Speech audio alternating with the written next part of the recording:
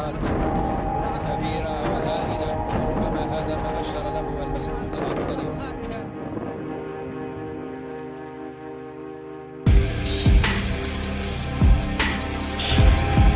The United States is in a state of confusion and surprise. We fear this. We fear that they have something out that the majority of the people don't know about. Olan tüm halkların hakları gibi haklar. Ne aşağı ne yukarı. Ne fazla ne az. Pent-up feelings that may result from decades of repression and people who've had members of their family killed by that regime. A lot of killers. Get a lot of killers. Why you think our country's so innocent? But I won't attack it because someone sicks me on. I don't let anybody use me to fight their battles.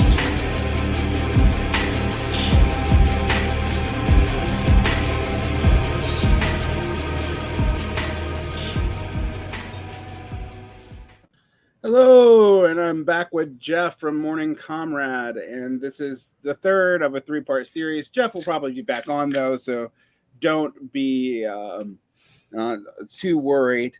And we are going to be talking today about, more directly about unions and teacher unions and some of the problems that have emerged.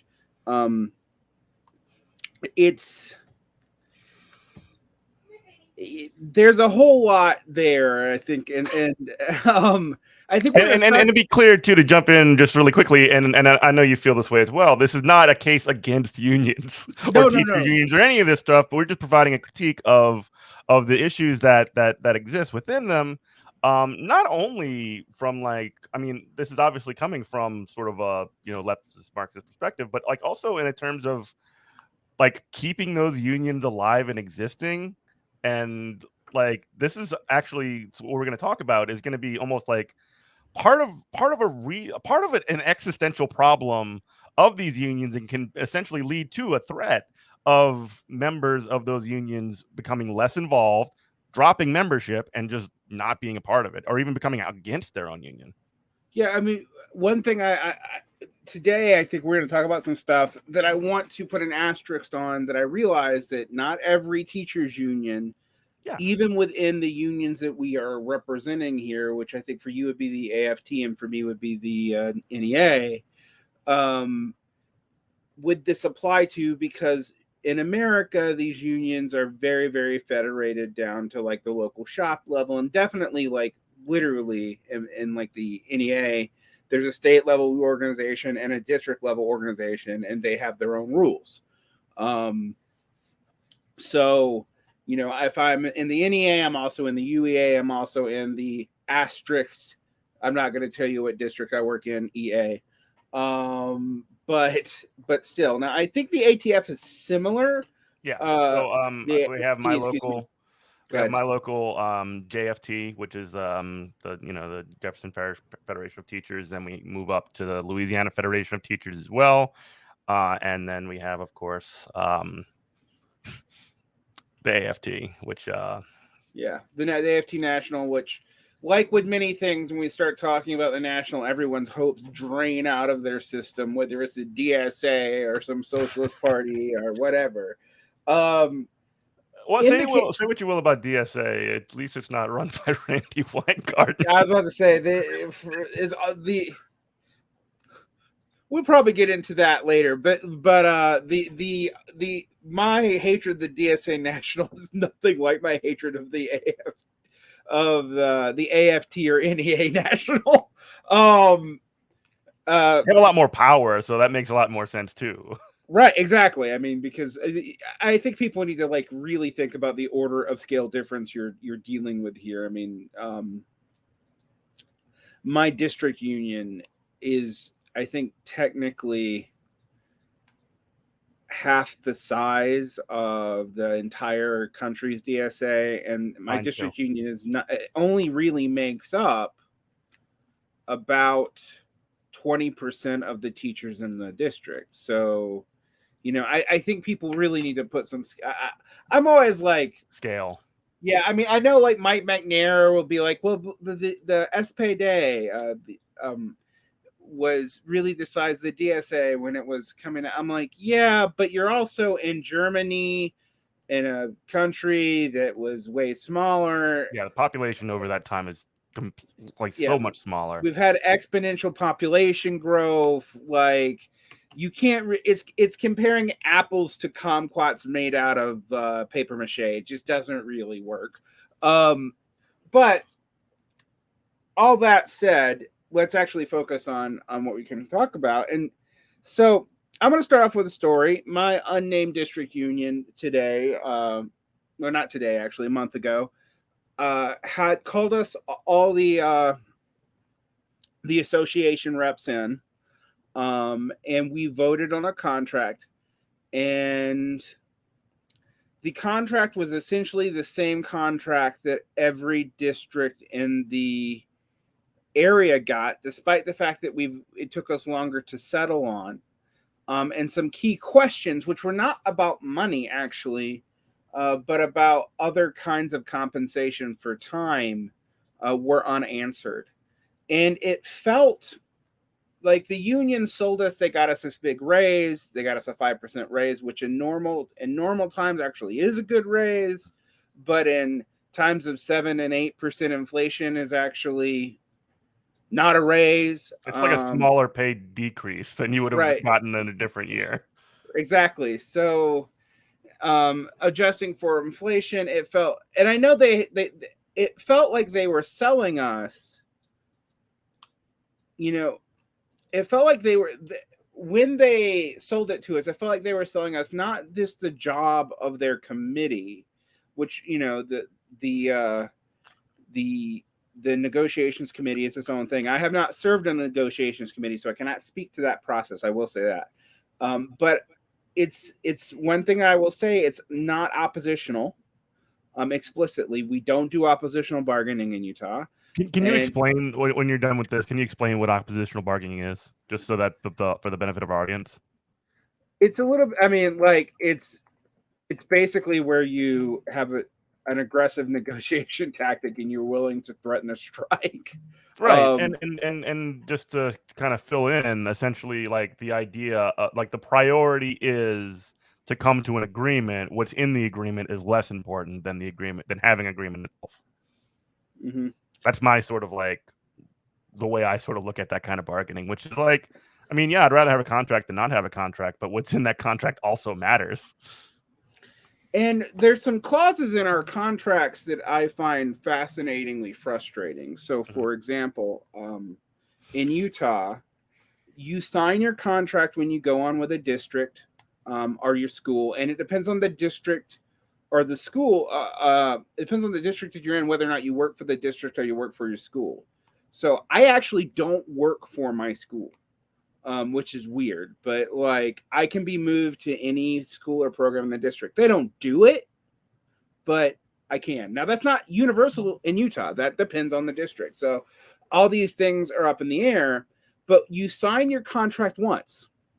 Then you go through and you e-click through it every year. You go through all your essential trainings and all this stuff, which are just stupid YouTube videos that you probably don't watch unless you notice that it's actually changed, because it's literally usually the same video from like 10 years ago, and you go through it every year, and then you watch the beginning to see if it's changed since the last time you watched it, and then you have a little quiz at the end. Yep. And you can cheat on the quiz too. I mean, meaning that the quiz is like open book, so I guess it's not cheating, but that's what you do.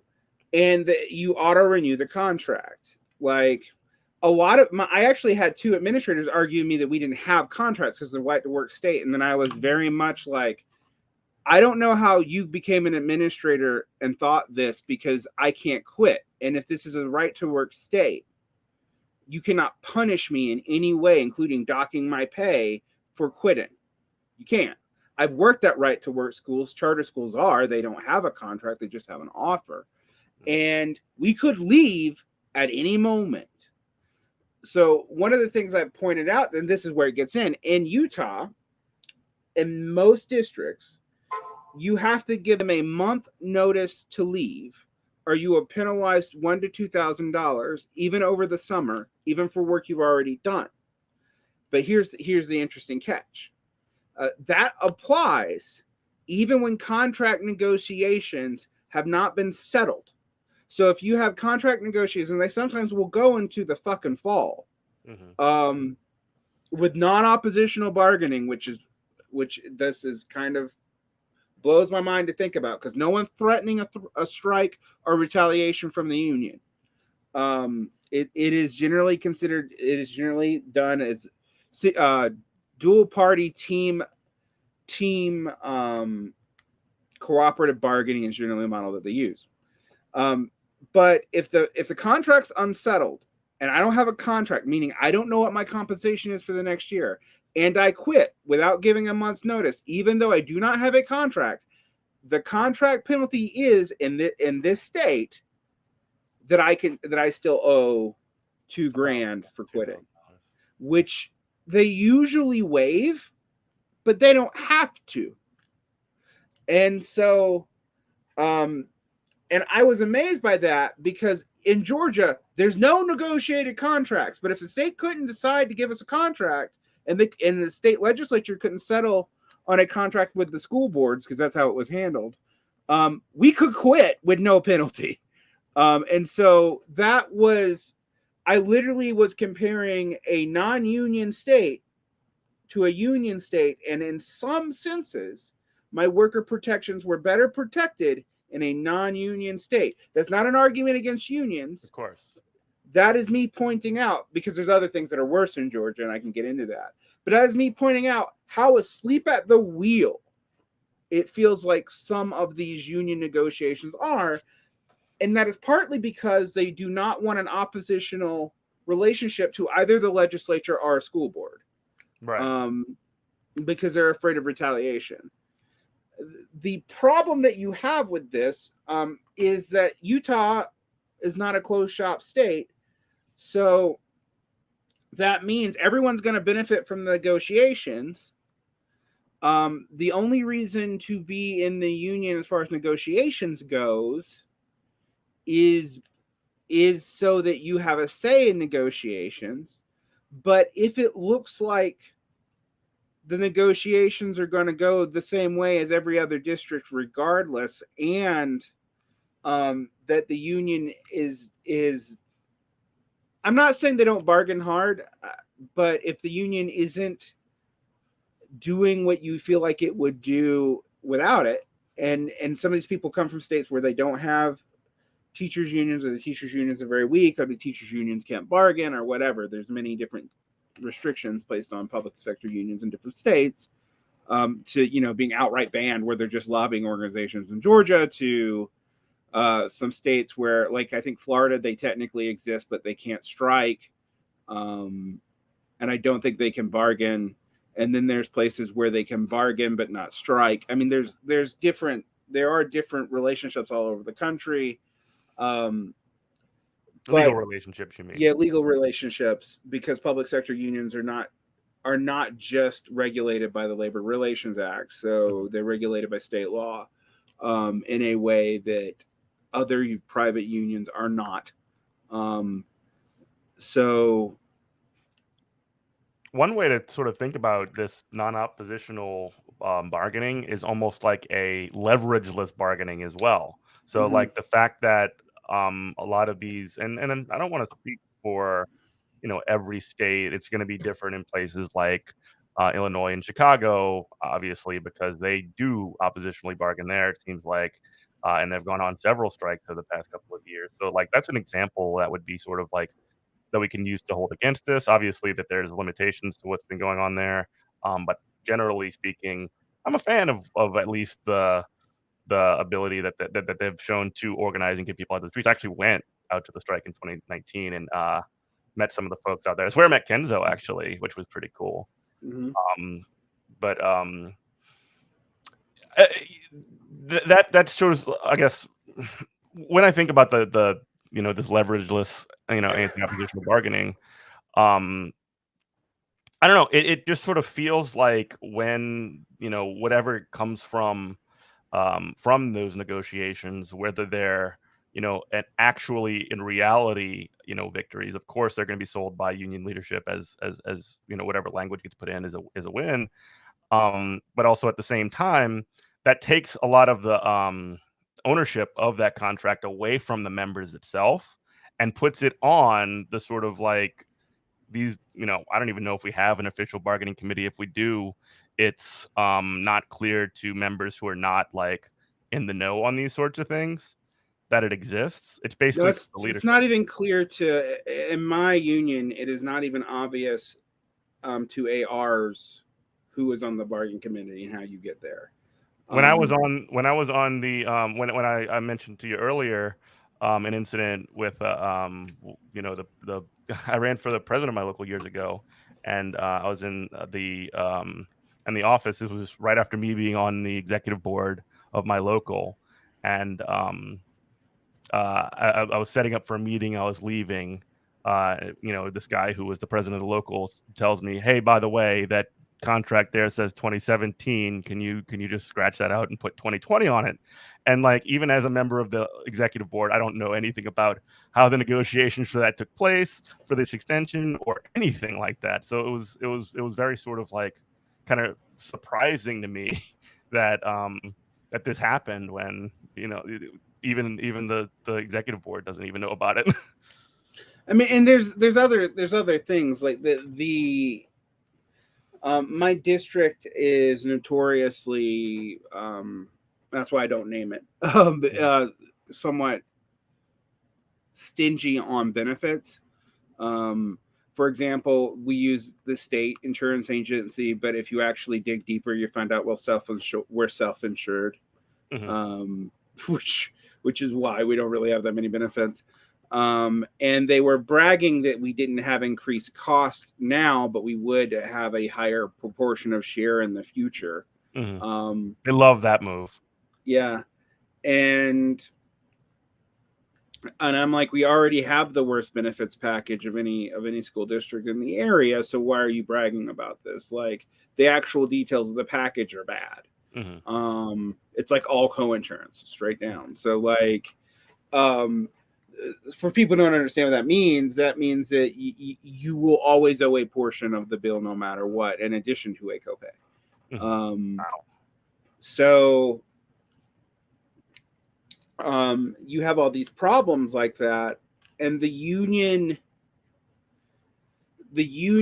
is not seen generally. I mean, I can tell you how teachers see it. A lot of teachers don't like the idea of striking, and they're kind of conservative out here, so there's that. Even though that attitude is new, like I said, in the 80s, this was a very conservative teachers union, culturally speaking, but it was not afraid of striking and pretty radical in that regard. I mean, as far as 80s teachers unions go, they were still putting up a fight with the legislature, well past the air traffic controllers sacking. And after Reagan, so it tells you that they were pretty astounded. But you have to remember, though, even with this union, Utah was the second lowest paying state in the country for teachers for a long time. And even now, when you consider our housing inflation is actually way above the country average, which your market's blowing up, right? It's about to crash, though. I mean, like. We are predicted to be one of the markets that is likely to crash in the next few months. But yes, it's the second hottest market in the country. And the average home cost 5 years ago here was like $250,000, which I was gone for 10 years, but that still felt kind of high for the income level. But now the average home cost is $600,000. So, and while we're no longer in the bottom 2 or 3 in pay. In fact, we've seen massive pay increases in the last decade from what they were. But you're talking about people with master's degrees making less than $40,000 a year after 5 to 6 years in the field. So, which is still well below national averages, and even with the about 5 years ago, they saw, I think on average, a 10K increase in pay. that still puts us well below. It still puts us in the bottom 25% of the United States as far as pay goes. But we are now no longer have the advantage of being a cheap market. So, real tough squeeze there on teachers. Yeah, so it's tough. So like, housing inflation here has been something like 50% in 2 years. I mean, it's like, and then you add into that the 6 to 8% inflation on everything else, in stuff like a low property tax burden doesn't feel so much of a benefit anymore. There are also other complications to our bargaining because our FTE sets a lot of our limits, but we can't know the FTE for people who don't know that is, and it's a unique to us thing. We get an equal proportion, all the school taxes and all the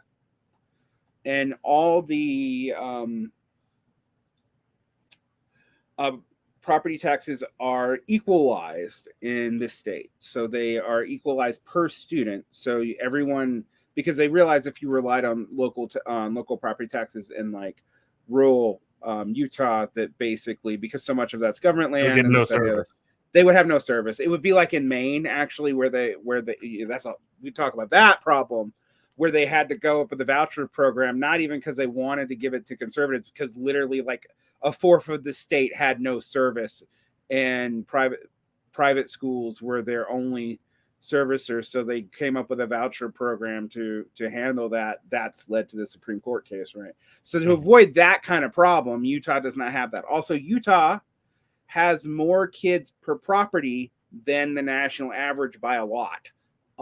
So I think the average family has 1.7 kids. The average family in Utah has 2.8 or something. So, and in some cases, I mean, like I've dealt with families with up to 20 kids. It is common for people to come from 3 and 4 kid families out here.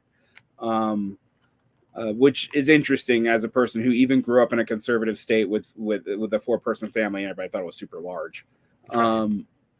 So Utah has a bunch of its own constrictions, but what that means is while we're doing these negotiations, we actually don't know what income streams we have, because we won't find out the FTE until August based on attendance per pupil.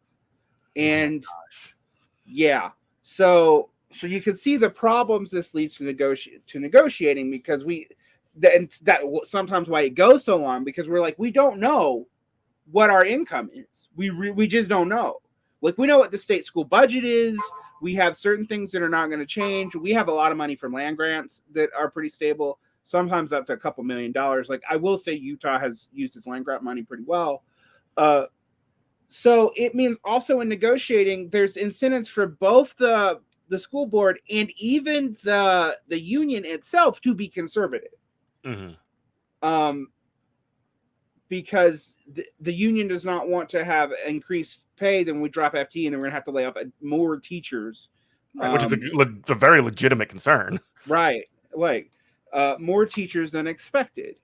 So, and in Utah, I mean, like, we actually, I don't work in Salt Lake District, but I live in Salt Lake District. So in Salt Lake District, because we are literally pricing families out of the district, the schools are shrinking. Utah's not like most of the Rust Belt states or wherever, where you literally have less kids. We have plenty of kids.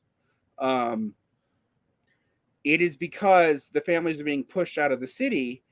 And the school is like going, we're going to have to shut 3 or 4 schools, but we won't even know what they are until like October. So you can see how this leads to problem. It also leads to a reverse problem. I almost always get paid overtime, because what? I have to. Yeah, well, I'll explain that. I have to teach. If you have to teach more than 5 preps, if you have more than 5 classes in a 2-day period on block schedule, or 5 out of 7 on a traditional schedule, if you have 6 out of 7, you get overtime. And the overtime is actually, this is one of the things I will give my union credit for. The overtime is generous. Good. It's not like time and a half or anything, but it is. you get 1/5 of your salary for taking an additional class. We always have to take an additional class. So you always get overtime. We always get overtime. But that also means we always, like, there are many days where I do not have a prep period in that day. Mm-hmm. Now that I'm online, it doesn't really matter. But like when I was in person, that was the case. And I want people to understand this. On the books, each of these classes has 45 kids in it. So that's 6 times 45. That is I have been up to class. 7 times 45. So I think at that point, I was almost at 300 kids on my roster. That's a lot of grading. Yeah, I'm an English teacher, so yes, it is. And because of grading mandates, we can't stagger like papers or whatnot anymore. They have to be at the same time. So, oh my gosh. And we also have a legislative law that says that teachers have to turn over a grade within 2 weeks of students submitting it. Like that's a law. That's not just policy. So that's one of the things that I'm very fortunate of. I mean, I do have a lot of preps because I teach multiple grade levels, sometimes even at the same time, and sometimes even in multiple classrooms at the same time. However, the number of kids that I have is manageable because of the nature of special ed. Yeah, our special ed case workers tend to have an obscene amount of kids on their caseload. Oh, because we only tend to have 5 per school. How many are we talking? So a high school of 2,000 kids will have 5 special ed teachers. How many kids? I mean, we were talking per teacher. 300. Wait, so each of those teachers would have 300 special ed kids that they would be responsible for their IEPs and everything for? Yeah. That is insanity. Oh my God. Yeah, it's not that high at the elementary school level, but at the high school level, yeah. I sure hope they have support for that. They do not. Oh. God. I mean, they spend most of we're all inclusion except for severe and profound and cluster issues. So if we have a couple of special clusters that we have like for spectrum disorders and whatnot. I'm just thinking like 300 IEPs per teacher per year is just. That's what I'm saying is that my co-teacher, when I do inclusion, is almost always mostly tied up in IEPs for like half the year. Oh my God. We've had issues where I've had to tell the SPED department, like, you cannot require us to come in on an IEP on off time, even though you have to have a core teacher there. Mm-hmm. You cannot schedule it at a time in which we are not getting paid to make it work, because you cannot make us do that. So right. Your compliance cannot trump labor law. And like, I've had fights over it because I'm an AR and I've had to like step in, and I'm also an advocate for SPED. Mm-hmm. Specifically. That's one of the things I do. I'm not a SPED teacher, but I always take inclusion. I always, for those you don't know, inclusions when in most states, and I actually think this is a benefit because I came out of the old system before inclusion where everything was resource rooms. That you have inclusion classes. I have mentioned that in my state, a lot of districts don't actually take all the Title I funding, even for an impoverished school at the high school level. The reason why is they can't meet the inclusion norms established by the federal government to take that additional funding, because they cannot get enough SPED teachers. They just can't. There aren't enough for the capacities of the school. And Utah likes also 5 and 6A school sizes so that they can have competitive sports teams. Right. So also these schools are like, I mean, a graduating class in Utah is sometimes as much as 1,000 kids. So just do all that math in your head, and you can see why this is a problem. And this often puts me in a weird position where I'm trying to advocate for SPED kids, but also advocating for teachers who are not being given their IEPs or not being walked through their IEPs. And so like when they're like, well, why didn't you do this accommodation? And I'm like, well, you never gave them the IEP, et cetera, and so forth. that happens all the time. I've also gone over IEPs and like, because there's so many being written by so few people, they're literally kind of like stamping just like block sets of copy paste accommodations. And some of them I'm like, if you don't rewrite this, we're going to get sued because it's super vague, and you have to remember the court's going to take the maximum position on this. And I want to make sure we help the kid, but you also have to think about how you help the kid in the context of these class sizes. Because also our inclusion classes can be 50 to 60% sped, which to me, and actually to the federal government, means they're a resource room, but not in Utah because we just don't have enough things for this to work otherwise. And again, if the special ed teachers are constantly having to do IEPs literally like for about half their time, well, how does that work? Right. Yeah. Now, I say this because like, I think Utah is objectively one of the worst states in this regard. Like, I don't think this is normal. But sped teachers, because the job fucking sucks, even though it's lovely and awesome. I mean, I say that because I love working with sped kids. I actually like it, but it's great. The kids are again, the kids as part of this job are not the problem. It is rarely the problem. Like, I've had kids that tried to beat me up and like attack me, and I still didn't think they were the problem. I've had that problem once. And again, that kid, that was a problem with a lot of stuff. We also have all these cool progressive programs that are being rolled out that as soon as administration gets them, they ruin. So, for example, restorative justice has equaled we don't punish kids anymore. Mm-hmm. It hasn't equaled we're going to walk them through rational consequences and we're not going to be punitive, but they have to do this. And like restorative justice is like, okay, you broke the desk, you got to fix the desk. Like, that's what it means. You made a mess, you clean it up.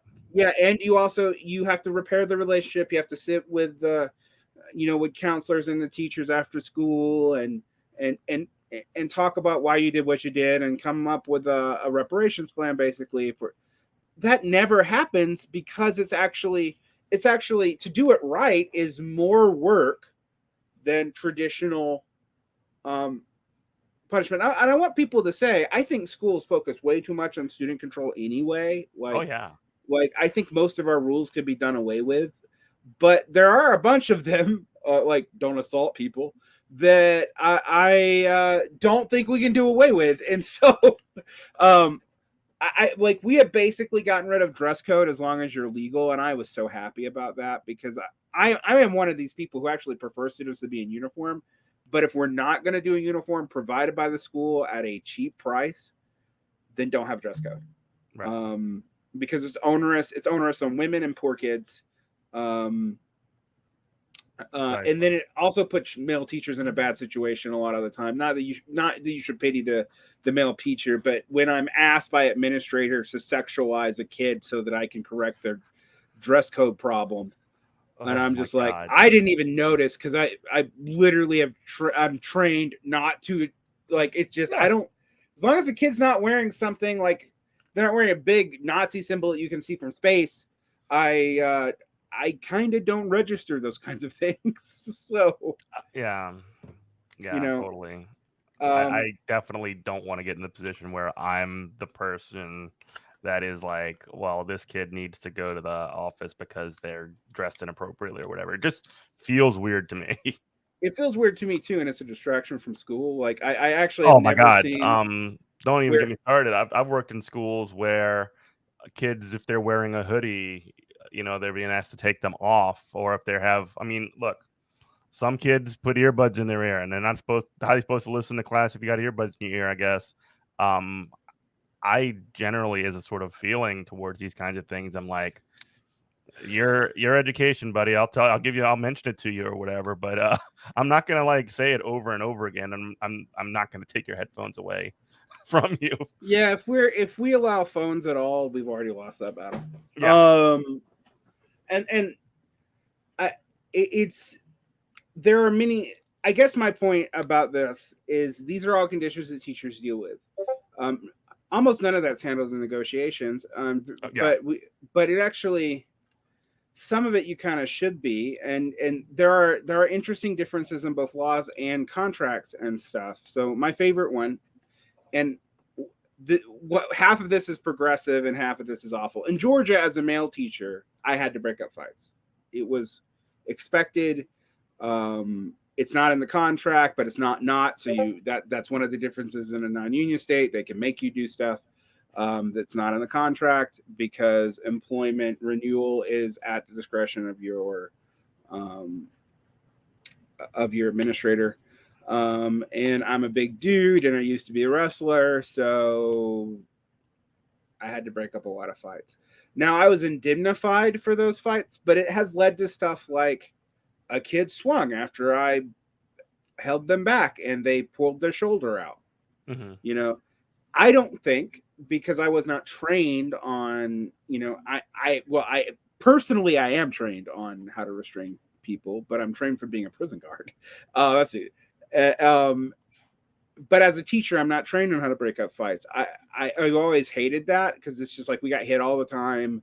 The kids didn't mean to hit us. Yeah, you're trying to hit the other kid. Yeah, and you just got to do what you got to do. It's not like it wasn't bad enough that like it happened more than a couple times a year, but at a big high school, there's going to be a couple fights a year. 100%. So. Can I just jump in on this point too?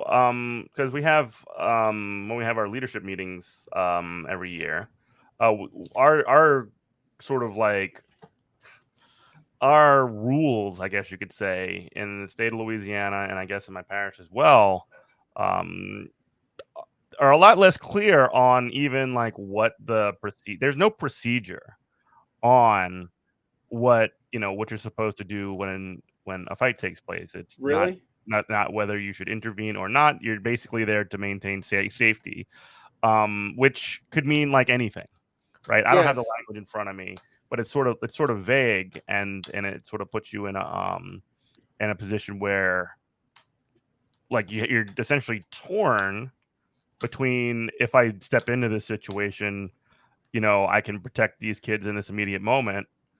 Also, I might be legally like on the hook for some kind of like assault as around this. Now, I would think that any kind of reasonable person, if you step in the middle of a fight or something like that, would be fairly, they'd be able I would not expect that, actually. Well, okay. Well, but I mean to say, like, if anybody independent of it is reading it and the person does act correctly in most situations, they would not be. No, yeah, you wouldn't be punished by administration. The thing is, you still might be legally culpable even if your administration has no. Correct, and there's no sort of like, there's no at least it's not clear. No sort of like, what are the rules here? You know what I mean? They're not consistent from state to state at all. They're not consistent from school to school. So it sounds like no, they're not. So it sounds like you're in a state where it's very vague. In Georgia, so. When I say male, a contract, I guess. Yeah, in Georgia, it's very clear that teachers are supposed to break up fights, but it's never stated anywhere that it has to be male teachers. And I'm fine with doing it, by the way. I got no problem. It's male teachers. I am sometimes not, like, high school kids are big. Yeah.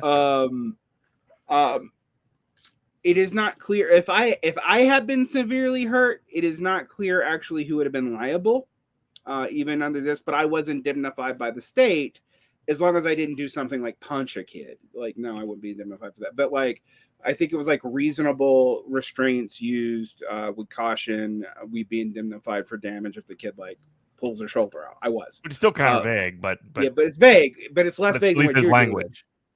In Utah, they handle it the opposite way. And I don't know if also it may have changed in Georgia. This was 10, 11 years ago. Mm-hmm.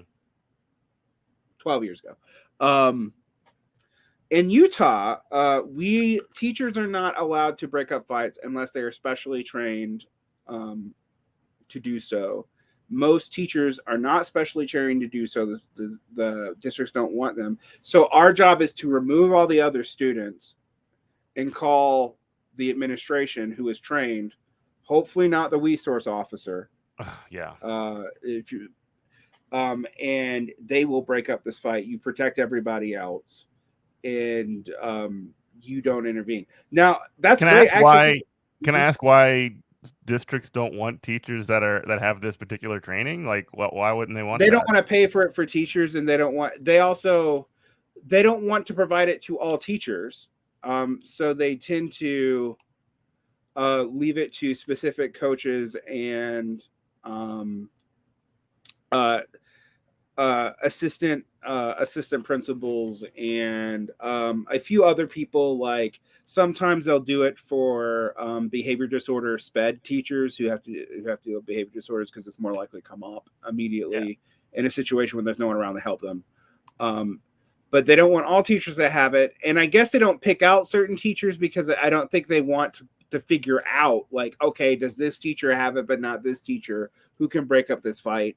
They just have a set group of people trained in the school, and that's the set you go to. I like that because one, the more teachers you involve without training, the more likely it is a student's going to get hurt. Seen that in Georgia. And two, unlike you, I have clear protocols. Here's where it gets weird though. I can carry a gun on campus. Yeah, I know. Yeah, that's the crazy. Like that's where I'm like, so I cannot break up a fight because of legal restrictions. I might hurt someone, but I don't even need anything but. And actually, I think after this month, I don't even need a concealed carry license anymore, because Utah is no longer requiring them for concealed carry, meaning that I can carry a gun on campus, which I could not do in Georgia. Georgia had an absolute bar on weapons on campus. The only people who could have it were resource officers. And they had a zero tolerance, which I also don't agree with because, like, I had kids who went to alternative school and YDC, Juvenile Detention Center. I have as well. And it's for forgetting they had a knife in their car, or if they went hunting on the weekend and had a hunter's thing in their truck. And this was a ex-urban school, so we had hunters and stuff, and they had and I get that, but I'm like, it was bonded on a rack. Like, they didn't bring it into the building. They're not, whatever. They had no intention of using it, or at least they showed no intention of there's using no it. evidence of any intention of use. Yeah. Like, I had a situation like that this past year that was really sad. Yeah, it sucks. When that happens, I have had another situation a couple of years ago where another student had that happen to them for a different reason. And it's just like I understand, like, zero tolerance policies are popular, I guess, because they sound tough, but like how they manifest often does not prevent the problem that you're trying to solve. And it also catches a lot of, dumbasses, I guess you could say, that are being, more stupid than they are being than they're being malicious and treating them worse, essentially. In Utah, you can get safe school violations for it, but you get like 2 before it really is severe. Mm-hmm. The issue that we have is we don't have a set alternative school system. They do kind of exist, but it's and we don't have now we have stuff like we don't have suspension in the 80s and 90s. You also got zeros for your grades. That's illegal now in most states. And I'm mixed about it because it means suspensions are sending kids home, often to unstable environments, frankly. We used to have ISS programs, but we've cut all those because those require staff. And my kids hated them, and I found them kind of effective. Like, but you're not supposed to love it if you're the one suspended either. Right, but I mean, like, you're at school, like you basically lose all privileges and are isolated at school with it. I don't love it for extended weeks with kids, but like a few days, I think is fine. But we replaced all that with restorative practices, which I support. I want people to hear this. Sure. I support this. And in fact, I'm one of the people who will tell you, if a teacher knows their job, 80% of classroom instances will go away. There's still going to be 20% you can do nothing about, right? But being an interesting teacher, knowing how you read your classroom, using body proximity, these kinds of things take care of most behavior problems. And you don't need to be an asshole to do that. Right. Like, in fact, it's better that you're not. If you're an asshole, kids notice it and they'll act out more. My experience. Yeah, no, exactly. The only way the asshole policy works is if you're like back in the day where there was physical threats involved and they were meaningful. Like when I went to school and we still got paddled in high school. But which I again don't see evidence that it actually ultimately works. And it's basically managing classes through terror. Yeah. But that's when the tough ass teacher routine actually probably did work. It doesn't work now. It only works for certain teachers who are good rhetorically, I guess you could say. Yeah, and who, I guess this is off topic from what we're talking about. I mean, we were kind of spun off our original topic anyway, but I think a lot of people don't understand school conditions, and that's why I'm going over all this stuff. Yeah.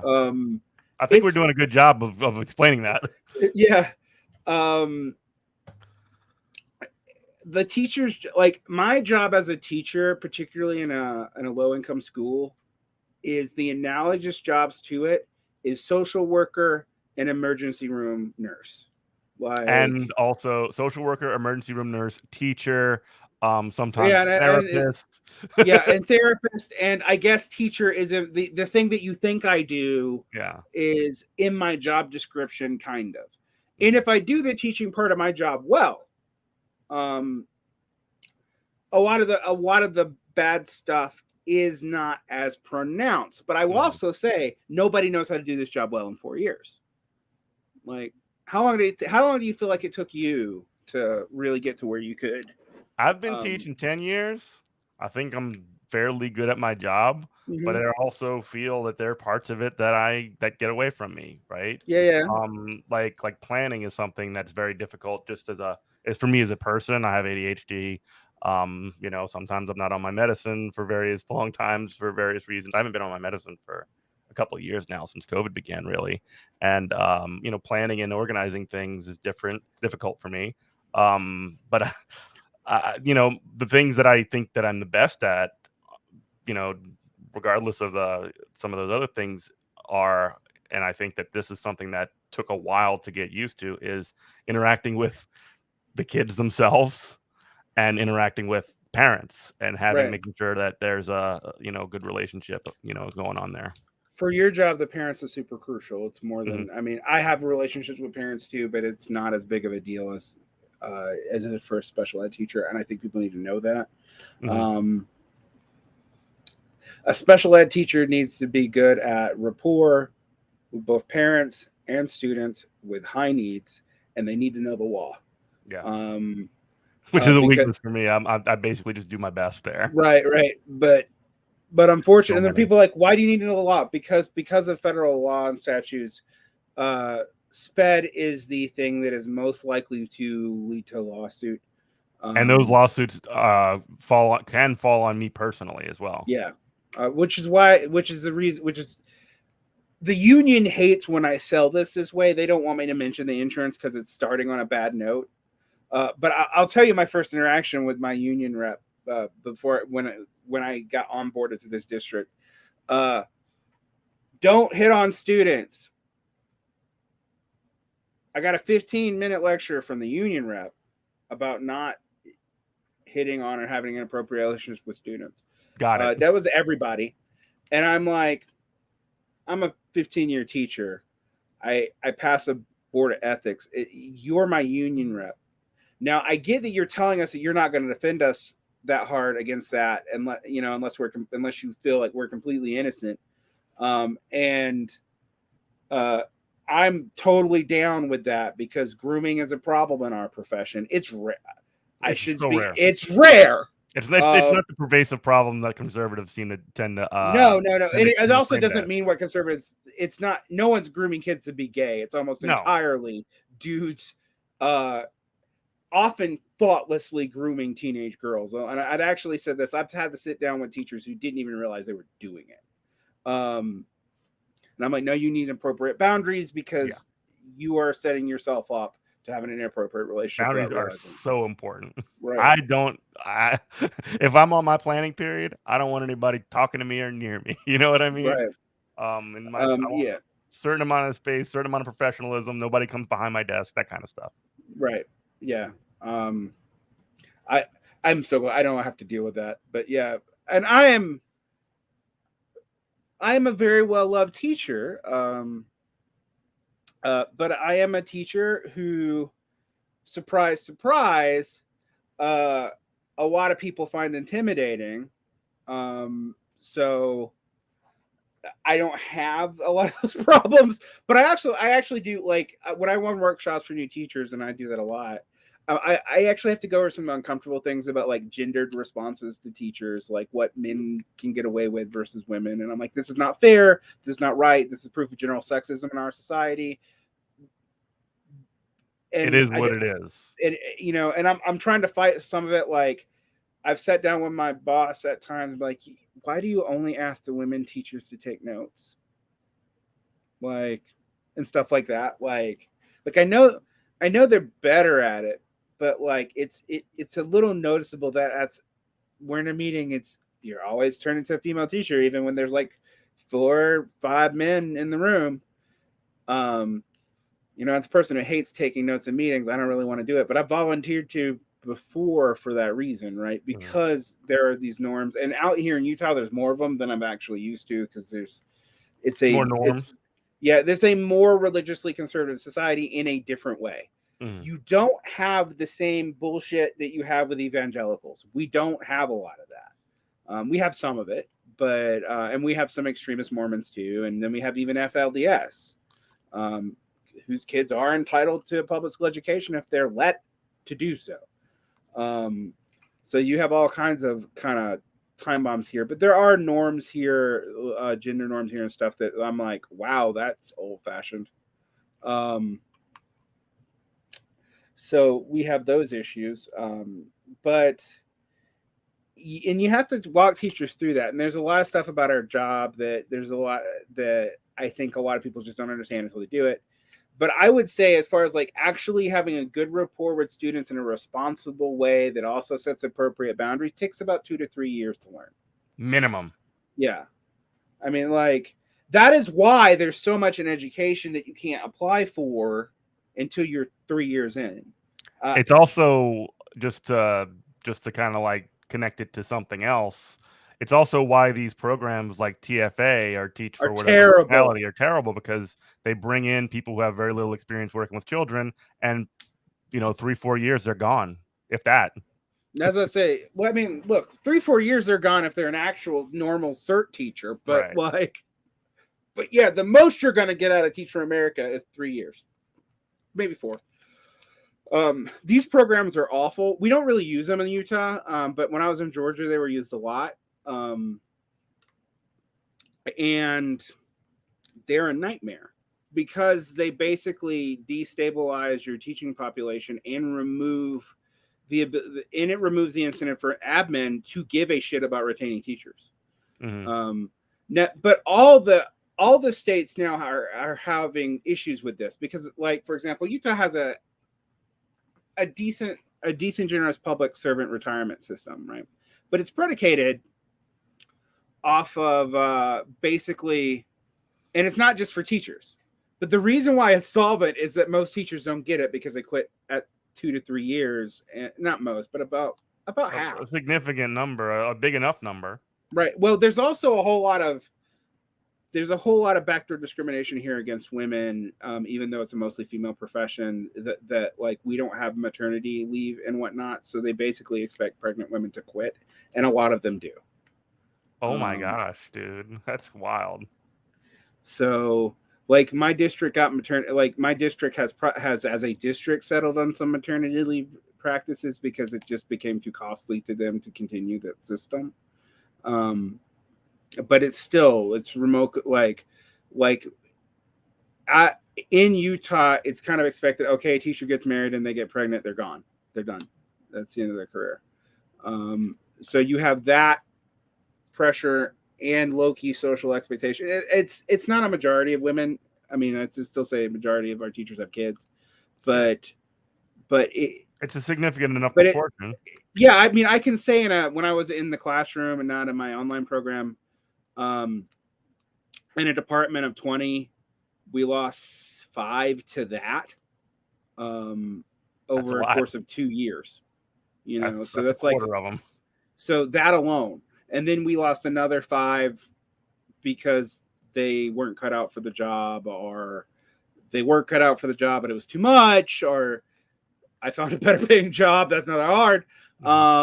So, I mean, it's getting endemic now because, like, even with the downturn, Utah's economy is still doing fairly okay, and so we're just hemorrhaging teachers. Like that same department that I left to do the online program 3 years ago,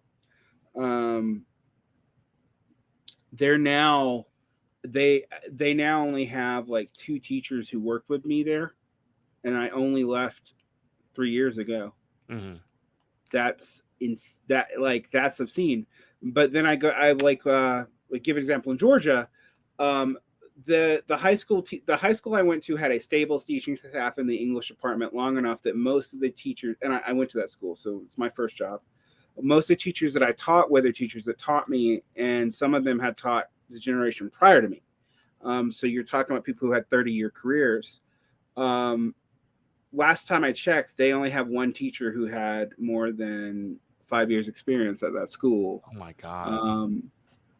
So in the course of the aughts between NCLB and, NCLB is largely over. There's no child left behind, people know. Right. We got replaced by Obama's Race to the Top initiative. Right. And that's been more or less ignored since probably even during the Obama administration, honestly. Yeah. Another empty Obama project. Right. So I think people don't realize, I've started speaking a lot more in public education because I don't think people realize the problem. And I'm shocked because we lost NCLB NCLB got rid of so many teachers because that was at its high point during the recession. So that became a way to get rid of teachers. And then you had just layoffs, which was another way to get rid of teachers. So we cut our staff by 20%. Then we lost another 20%. Then we lost again. I left and went to another country, but I was following what was going on. Right. And they kept on losing like 20% a year, 20% a year, 20% a year. And, it was nowhere from layoffs anymore. It's from we're done. And they go and try to get people to come back. And they're like, no, we're never stepping back into a classroom after that. Like you have, like, what are you on? Yeah. You escaped the sinking ship. You're not going back on it. Right. So people went abroad. They started teaching abroad. That's what I did. First as a professor, then as an international private school teacher. People just got better jobs, or they got different jobs, or they got jobs that were shitty, but still thought their meaning of life was better enough, either at teaching at a religious private school that had good work conditions, but no benefits and no pay. Right. I don't think people don't realize that unless you're in like New York or California at an elite private school, they don't pay shit. Yeah. Like even in this heavily privatized, heavily private school, New Orleans and surrounding areas, those private schools that are loaded with money don't pay their teachers. Yeah, no, it's seen as a job you do because you want to do it in those areas, because you're from a wealthy and family, you usually like a wealthy spouse. I was about to say, so actually, at least an interesting dynamic at private schools where you have a bunch of shit teachers and a bunch of really good teachers, but who come from have a wealthy spouse or whatever, which is the reason why they can take the job. Right. So it's at least, and then that means that only the best private schools actually have consistently good staffs. Now they often do, like they'll have PhDs on staff and whatnot, taking very little money. Because they're married to someone who they can't. But you couldn't run the entire education system like this. This is my point. Like you can't do that.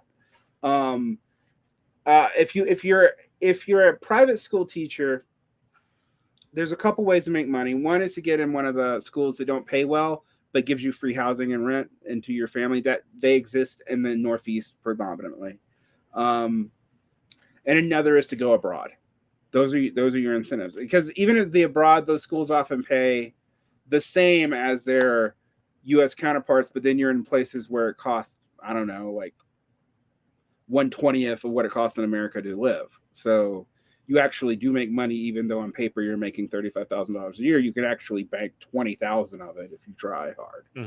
Mm-hmm. So those are the ways to make money. And then the other way to make money, and this is also bad for the unions, is to get promoted in the administration. And you have this, and we have massive amounts of admin bloat, and lots of jobs that were created starting during the NCLB period because of all these required consultants and additional support positions, and have just exploded, even though that's ended. And so now we have the situation where we have the school staff stripped to the bone, but you have a bloated central office staff. It's not even administration at the site level. It is all like, it is the school superintendents and assistant superintendents, entire grant seeking substaff. Yes, that's what I was about to say. And like a lot of the time, though, they're like their jobs, these people's jobs, and I've known some of them. They're lovely people, some of them even, but like their entire job is essentially self-funded by the grants that they receive by writing them. Right. So like they're literally writing grants all the time, and then that grant, instead of going in the classroom, ends up, and they don't even intend this to happen. But if you actually look at the budget lines, and the budget lines in schools are incredibly hard to follow, even though they're public, right? Because there's so many different sources and legal requirements for different things. And you got money coming from the feds, you got money coming from the states, you got money coming from the municipalities, all under different rules. So to bring the unions back into this, it's hard for them to even know what's on hand and what's viable. Yeah.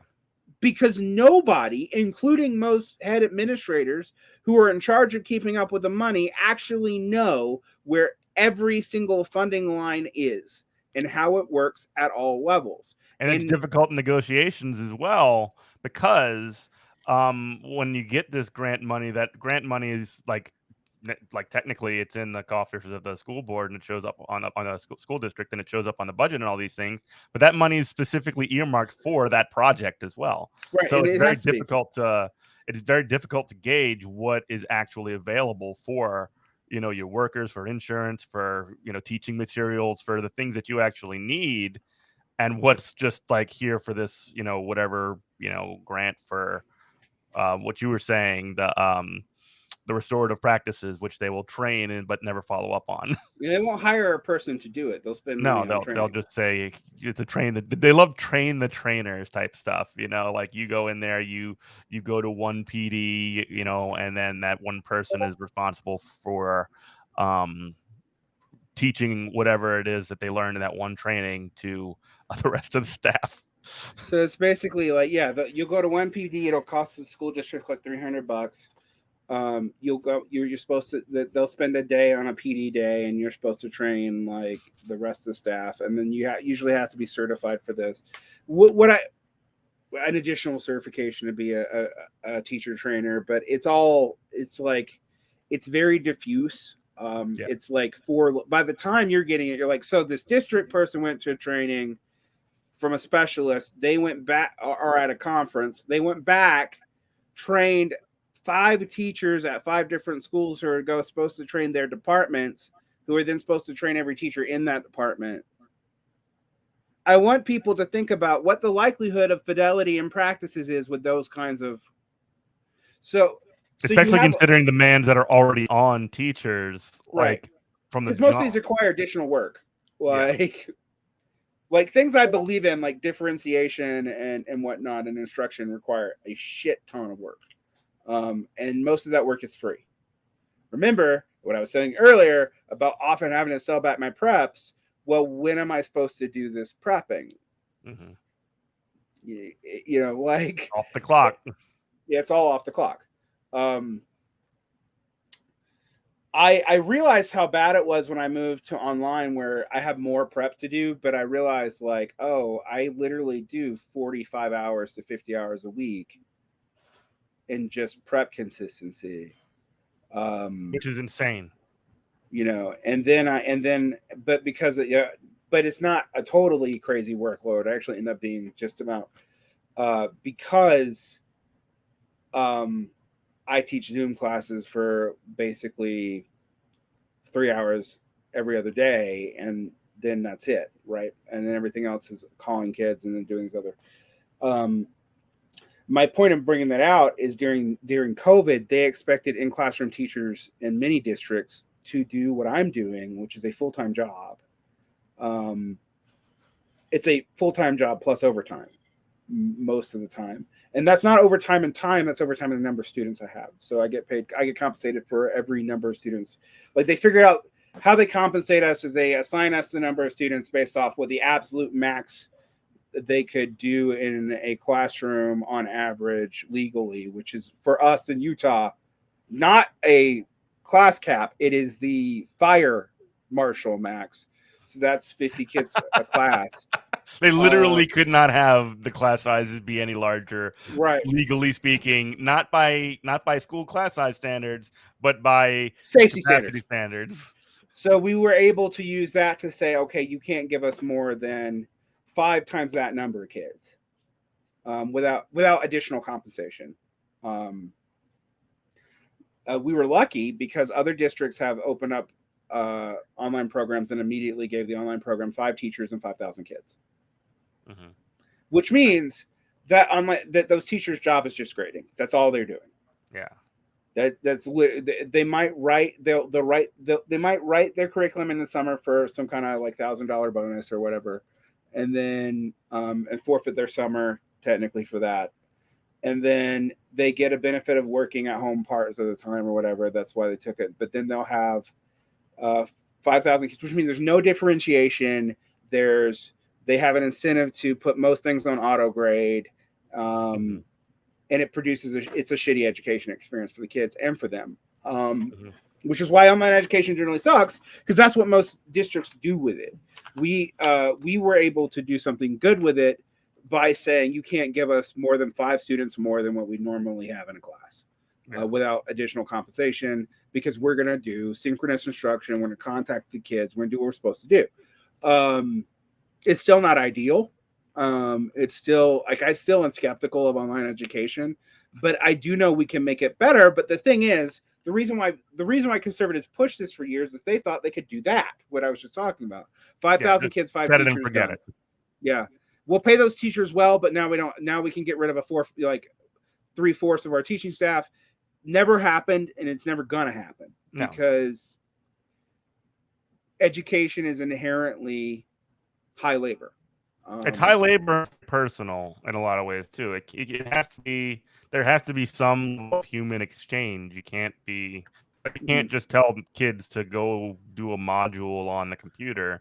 They can just bullshit their way through it. Click, click, click, click, click. I mean, like there needs to be some level of human interaction that takes place. It's not a cold. I mean, obviously, some kids that can do that, and that's great for them. But you can't about 1 in 20. About 1 in 20 sounds can about do right. That. Yeah, I mean, I'm working in the field. I can tell you, it's about 1 in 20, and then about 1/3 of them can do it without help. Yeah. And then if you do it, if you get it up higher than that, what you're doing is you're going out of your way to do some kind of synchronous something with the kids online, to have a relationship with a teacher, because that's going to change their behavior, even in a mostly online environment, if they think their teacher is an actual consistent person whom they have a relationship with. Correct. Which then automatically changes the limit, the upper end limit of who you can teach. But when we move from this model from the just grading model, we went to about a 70% pass rate, which is lower than we want it to be. We want it to be I think the current pass rate and the current A rate in high schools is bullshit. Because I'm like looking at schools that are claiming we have 80% A's at a public school and 90% graduation rates. And I'm like, so you are just giving it away. Because, and here's how I know that. I know people hate standardized tests, but I'm just going to use a literacy battery here. I'm not using like the ACT or any of the stupid state tests or even the graduation test. Just in a general literacy battery, literacy is objectively declining even in these schools. Right, which is not like, and I mean, you could even make the argument. I think it's fairly easy that the focus of standardized testing has very little to do with the literacy battery itself. Right. It's got nothing to do with it. Ideally, the literacy battery would be something that you came in, gave to students, and they wouldn't know it. It'd be some part of some other. I mean, like, you know, and I think it's interesting because those tests actually are kind of administrated that way, and that's not how we do standardized testing, because we don't use the standardized test depends on the state, but in a lot of states we actually don't use what people think we're using to assess the literacy of the kids, which is kind of funny. So we stopped on literacy, like on like basic literacy. We stopped doing like any kind of like explicit testing on that in like 3rd grade. So if they're not through that, and I mean, I guess you can get some accommodation for later for kids that, you know, have literacy problems, which is what I would teach, but it's still not tested in the same way. You don't have like reported testing on it. So after 3rd grade in Jefferson Parish, it's just gone. Well, the thing is, you might actually just, if you were like at admin level, you might discover they are doing some kind of testing for it on proxy, but no one, like not even the teachers know they're doing it. Oh, because there's like a required 8th grade one, but it's not explicit. I don't really know. I think different states decide how they report the numbers to it, but all of them are bad. And I hate over standardized testing. I hate it, but I do think the literacy and math tests are vital for us to know what the fuck is going on. And so you know where you're at. The issue is that, at least especially in Louisiana, that is something that comes along with evaluations for teachers, whether or not a kid will pass to the next grade and all these other things, which it's interesting that the Mountain West has abandoned that. So we don't. Thank God for that. Louisiana is the most testiest test like state that there is. It's awful. Yeah. Georgia was bad. Like during 11th grade teachers, we had 11 standardized tests, four internal batteries that were to test how the kids were getting ready for the tests. Like, and in Utah, there's schools are judged on it, but because they also have a parent's choice law on whether or not kids take them, that's so broad that they're constantly in a legal battle with the federal government over it. That it actually means that nobody really takes those tests as meaning much, because no school is doing well on them, because the best and worst kids opt out anyway. So it's more the best kids, because like SPED families often don't know to opt out, etc. Poor families often don't know they can opt out, even though they totally can. And we're legally not allowed to encourage or say anything about opt-out policy. I mean, we acknowledge that it exists, but we're not, which is the right way to handle it. That's not my, but it means the tests are meaningless. They're just punitive, and they're only punitive on the school. They're not punitive on the individual. Ours are punitive on the schools as well. They're punitive on the schools. They're punitive on the teachers. They're punitive on the students themselves. They're punitive on administration. So everybody this is an interesting difference between the West and the East this is a broad generalization. I'm sure there's counterexamples. The West is punitive on schools with these tests, but not on students. The Southeast was punitive on everybody.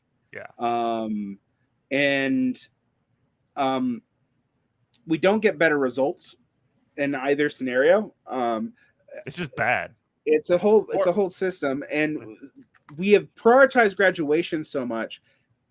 Although I suspect this is where my cynicism comes in. I'm like, are we going to start deprioritizing graduation now that we have a worker shortage? Perhaps. I suspect we are. But right now, graduation is prioritized so much. Graduating more. I made this point on a lot of different shows, but I want people to listen and why I'm pissed off. And I'm even mad at this. We're graduating so many kids that have to go do basic reading and math. And when I say basic reading or math, I mean like above 8th grade literacy remediation to even get associate's degrees and certifications at work, that I feel like we're graduating kids, giving them a diploma and saying they can do something they can't do, and they then have to go and pay for it privately as opposed to on the tax dollar that has already been spent on them to get and also the having the skills. expectation that they go to college as well. Yeah. Well, the thing is now, they have to get something for most jobs. They don't need that. Most students do not need a, and most of my students don't go to universities, but they do go to community colleges. And it bugs me that they're now paying for things that they would have 10 years ago, in my way of understanding it, gotten for free, because we would have made sure they could do them before they could graduate. It also means that no one really knows how to get into university anymore. But I don't think people realize this, but I'm like, we're in progressive, quote unquote, progressive admissions, meaning grades don't count, and the schools are not saying how they figure out unless there's a state law that mandates them to do it a certain way. And in certain states there are, like Texas, like they have to accept the top 10% of a class or whatever. But how they're accepting those kids, because they don't, and I know for a fact they do not trust the grading system of any given school. So they reassign it according to their own admission standards.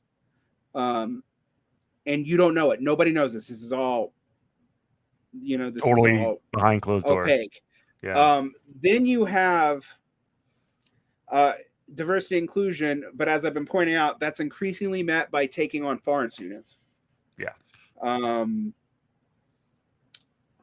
And then you have all these statements you write about diversity and inclusion that don't measure your belief in diversity and inclusion. They measure, unless you're already faculty, in which case, yes, it does.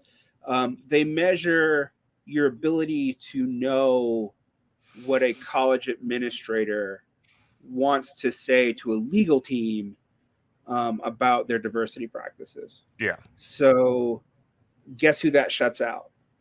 Most of the poor, most of the people of color, most of the things that we're talking about helping in our own country and educational system, we're not actually helping in most of these scenarios. And it would be almost impossible to do that in that system, because if you're doing this sort of like meritocratic, quote on, obviously using quotes with my fingers, but like this purported meritocratic system by which you're going to bring people in, the merit that you're evaluating here is like, peanut butter and jelly. It is connected forever to your social class. It's no way to unconnect it. Right. Exactly. Like, how much stuff did I have, like, as a I'm technically a second generation college student, but my mom graduated the time I entered. So how much stuff did I learn about college that I learned right there that I was expected to know because of social capital reasons? Tons. Yeah. Which is interesting too, because it makes like college does still fill that role, that social role of like a finishing role. But also at the same time, you kind of need the finishing. You need like a prep school before you get to that, essentially. Right. So all this is kind of built on a house of sand, and then the unions come in, and then they try to negotiate with all these limitations and knowing everything that we're talking about right now. And the unions have also, unfortunately, and I'm not saying this, but one thing unions have done is not social unionize, but try to brand themselves as, and there are unions, there are teachers unions who have social unionized. So bracket what I said, but that I've never seen any study that indicates that that's what most of the teachers unions in this country are doing. I do know for a fact a lot of the Midwestern city schools are doing it, from both people who are in those unions and from just studies, particularly like the Chicago Teachers Union or whatever.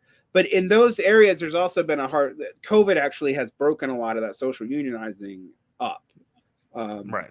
And put the union at odds with itself about like what are best practices for being in person and this, that, and the other. Just to somebody who recently started, like, I'm recently elected the chair of the DSA New Orleans, and just like navigating some of these questions of in person versus a virtual in that space, like has been a bit of a headache for the past couple of years. Right. Well, I mean, there are some. I'm really been sort of torn because a lot of people are like, oh, it's not efficient, and I'm like, look, virtual is efficient for certain things, and for certain kinds of jobs, it's more efficient. But when you say efficiency, you're trying to generalize to broad sectors of the economy, and this is also true in activities. There are certain kinds of activities that were done in person priorly that it was never super smart to do them in person, but then you need all this other in-person stuff to go on for enrichment, for organization, for rapport, that you do have to build in. And now the question is, where do you build it in and how, and when do you do this in person and when not?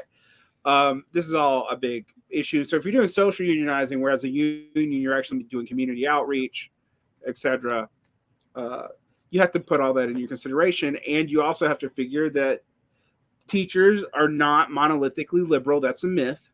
Yes, they are more liberal than the general population. I know teachers who are teachers who are like, who would spit back the same exact rhetoric about teachers being groomers. Yeah. Right now I am torn as an AR rep when I deal with that. I will say most of the conservative teachers I work with, that was the line too far, was throwing the groomer rhetoric. They considered that betrayal, but they were up until that point. As a union rep, I have to deal with the fact that I have some people. I don't actually have any people in my site that believe that, but if I was in a larger site, I would, and I have to represent them somehow. And like, part of me is like, you're a scab. Like, you're a traitor. Like, if we're the old unions, I would have slit your tires. Like, we would have handled this. We would have handled this the old-fashioned way with some old fisticuffs. Right. But we're not the old unions anymore, and it is a democratic process. And I have to, like, you're not the majority, but there are people there, and occasionally they're even ARs, union reps. That's rare, but we do have them, and it's very hard to deal with. And they also are the people who are going to the parents thing, and some of them will outright lie. Like I have been frustrated with some liberals who say there's never any critical race theory in lower ed. I'm like, it's rare, but I have gotten trainings that had Crenshaw in it, and that were, I mean, I did go through one training where they were claiming some things were essentially white that I was laughing at. Even I was laughing at. I'm like, time preference is not essentially white. That's actually a racist assertion in and of itself. Yeah. But because time preference that would imply that only like non-white people have like irregular time jobs, like outside of 9 to 5, which is I mean, as somebody who worked in the service industry for a couple decades, would beg to differ on that point. It's also like I've been to cultures that are not dominated by white people that still reflect these values. So I'm like these are class values that tie into race totally, and we should consider them. But saying that it's just whiteness is ridiculous. I have had trainings like that. The thing is, teachers don't take them seriously either. Like, no, absolutely not. Like, including liberal teachers, we're all just like, we love our students of color, but this is dumb. Like, and it's got nothing to do with them. Right. And like, actually usually doesn't even have any implications for what we do other than like, okay, well, be more generous with time. And we are, like, most of us are. The problem that you have now is, like, right now we have an incentive system in a lot of these schools where there's no time accountability and there's all time accountability. So you can make up anything and do anything at any time until the last day. And you're like, oh, that's fine. I'm like, no, it's not, because what are they going to do with it? Half the students are going to try to do the entire course in the last 2 weeks. So now they're going to fail this first attempt, and we're going to have to go do remediation with them. Then we're going to do the remediation because we want to keep our graduation numbers up. But you can see how this will spiral. I'm not saying this because I'm pro stupid. Like, in my world, like, I'd be doing. If I had my way, I would be doing narrative trans skits on kids anyway. Like they can do this, they can't do this. There's no assigned numbers at all. Like, because I find a lot of grades to be fucking arbitrary. They are. But you know, in so much that we have standards, I get very frustrated with that. With like, okay, we let the kids screw themselves because of these time preference issues, but then because of legal reporting issues, there's a hard wall. So now there's no wall and then an absolute one. Yeah. And then we have to go back and do remediation, often at some cost to the kids, usually cheap, but it's a cost they didn't have before. You know, it's a huge pain in the ass, just generally speaking. Right. So, and it's a pain in the ass for everybody, including the kids and their families. Including the kids and their families who now have more work to do to make up. Like, I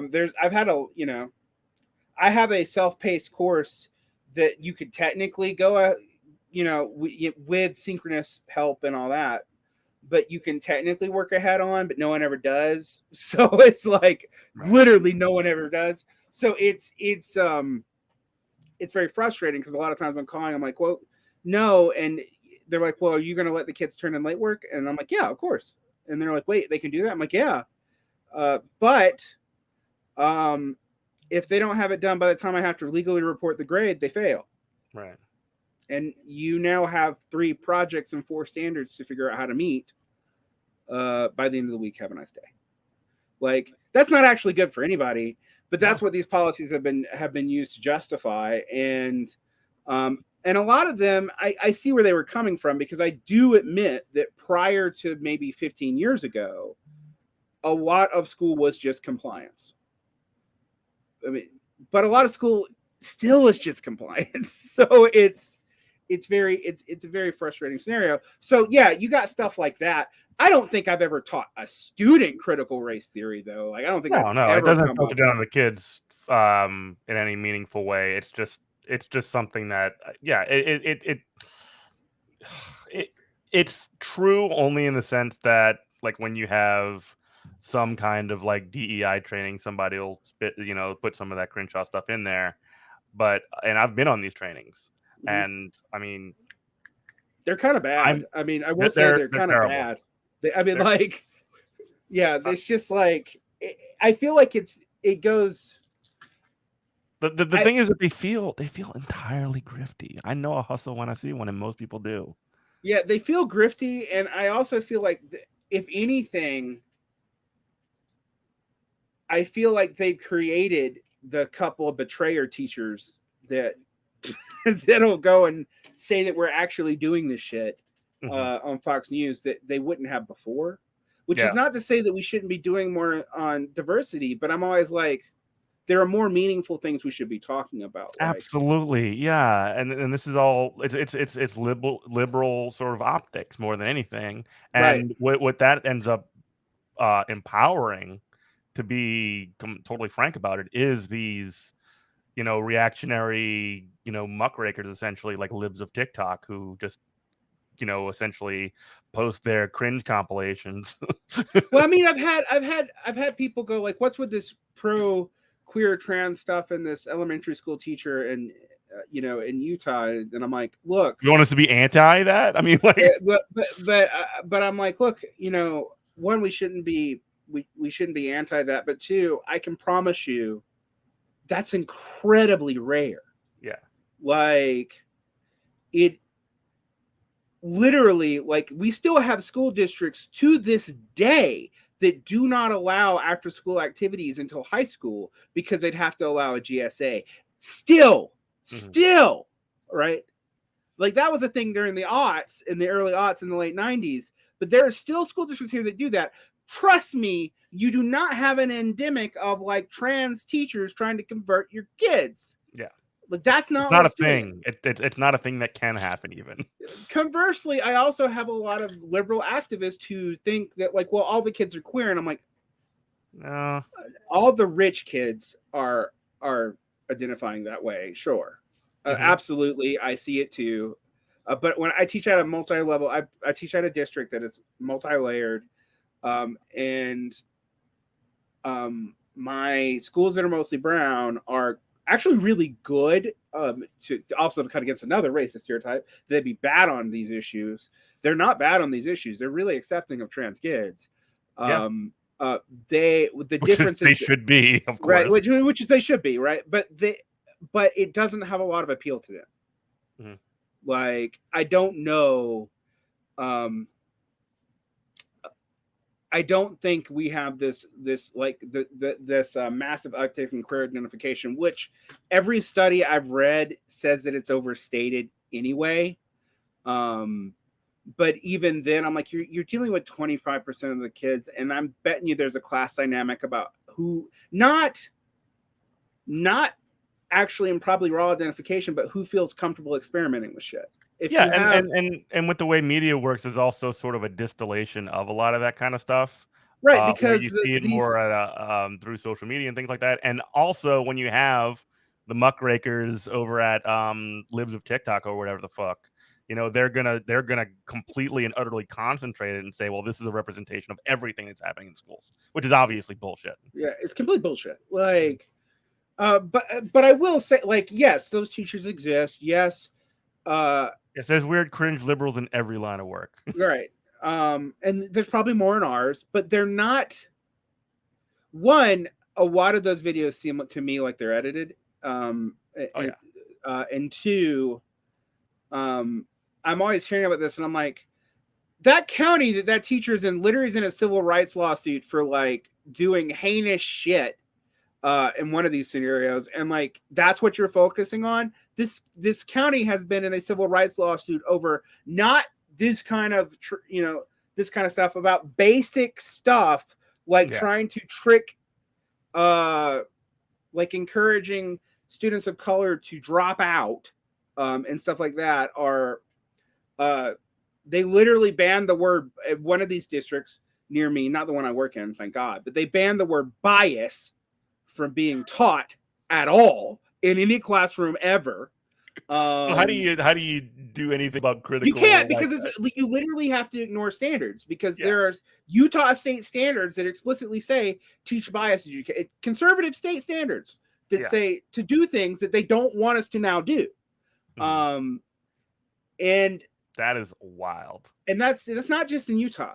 Like, a lot of these initiatives actually have made the curriculum demands in direct opposition to one another. Another one that's less obvious, and this is when the unions have fought here, so I'll give my union credit for this. But this is the other reason we talk about unions, because unions are tied now into lobbying to stop shit like this. Which also means the unions have a tendency to want to play nicer and more conservatively. But to get into this, which fits perfectly, that's exactly what you expect. I mean, that's the intended outcome of the right-wing strategy is throw these crazy laws in. You're either going to break the schools with the crazy laws, or if they fight them, the unions have to appeal to conservatives to peel them off of supporting these crazy laws, which in Utah we do tend to be able to do. Permanent back foot, though. Yeah, but that means that we have to be like, we're all encouraged to vote Republican. Like, my union says register as a Republican at least part of the year. Wow. Like, they say it explicitly. Like, because otherwise we cannot stop this, and this is all going to happen at the primary level. You are shut out from the primaries unless you're registered as a Republican. So even if you're a communist, do us a favor and register as a Republican. That's wild. Yeah. I mean, I've had that conversation with a Uniserv person. Now, they can't tell us what to do, but they can, but that's like, please do this. It's actually led to interesting things, like for a little bit, like the Republicans here are like, we're going to make it harder to register as a Republican. I'm like, that's going to work out well for you. You're going to cut your knees out from under yourself. They unluckily for us, reason actually prevailed there, but it was like, so what are you going to do? Like, require us to prove that we believe in your purge your own party. That's awesome. It's Republicans doing some 1936 Soviet Union shit. But but that's wise because okay, so we have this law that's I think it's written by some conservative think tank that throws it out to the parents first and then to conservative advocacy groups. They've learned to bypass even like the charter and stuff organizations, now go directly to forming grassroots parents groups led by one or two rogue teachers who they give a ton of money to. So and then they run those kids and have them take over school districts. One of the things people are like, well, how are they doing that? School districts, often you don't even have to declare a party. So no one knows who these people are. And so I will say this, these weird levels of government are often like completely not watched by people. So no one watches them until they're taken over by weirdos. I have seen so much shit go down at school board meetings. Now, we don't have necessarily the weirdos here, like you mentioned, but they're I know they exist more in the city, I think. But like by my district, Chamber of Commerce just has a majority all the time. just constantly have a majority, and they essentially govern in such a way where like they haven't like quite just completely hammered us with the charter hammer yet. There's like a couple of like high profile charters that we have around here, but it sort of always sort of feels like it always feels like that's the next step. You know what I mean?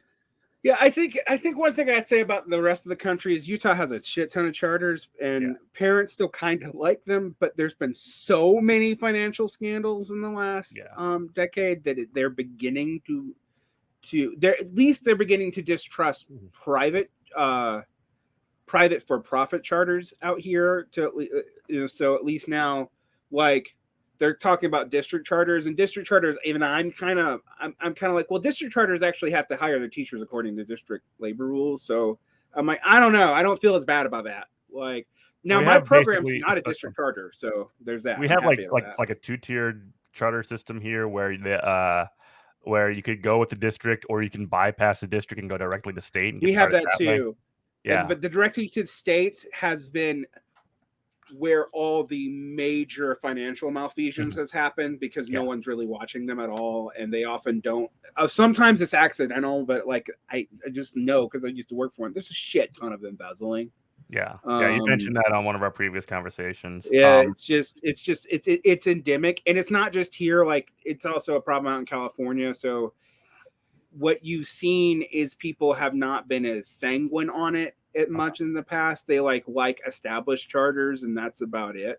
Yeah, I think one of the other dynamics at play, specifically in the situation that I'm in, with the fact that we haven't gotten like completely and utterly obliterated with charter schools in my parish, is because in Orleans we have the absolute most ass-kicked charter schools. I think in it the entire district is now charters. Like it's all charters, right? Yeah, all charters. I believe there's like 3 schools or something like that with the union. Totally failed experiment. So. Totally, I mean, failed experiment is, yeah, totally 100%. And so I live in like I said, right near, just west of Saint Bernard, and I'm sorry, of Orleans, and we sort of like define ourselves here as like not New Orleans. There's a lot of like reaction to that. So like I think that there's almost like a handcuff on expanding the charter experiment further, in part because it's an absolute abject failure, and then in other part that like, hey, we don't want to be like New Orleans. Right. I mean, which is just like totally reactive or anything like that. It just happens to fall somewhat into our benefit in this situation. Similar, actually, out here is like so SLC is highly charterized, and so the other school districts are like, well, I district charters I tend to be okay with because they usually the districts insist they have the same teacher rules. Which makes sense for the districts to insist, because otherwise they'd be disadvantaging themselves. Like right. So it's better. And look, I mean, I'm one of the people, when I read about how charters began in the 80s, and like I have my issues even with this, but the idea that like we're going to relax certain weird testing requirements, our curriculum requirements, to see what we can do to get more kids to graduate. And they were basically supposed to be internal shop schools as experimentations within the public school system run by public school teachers.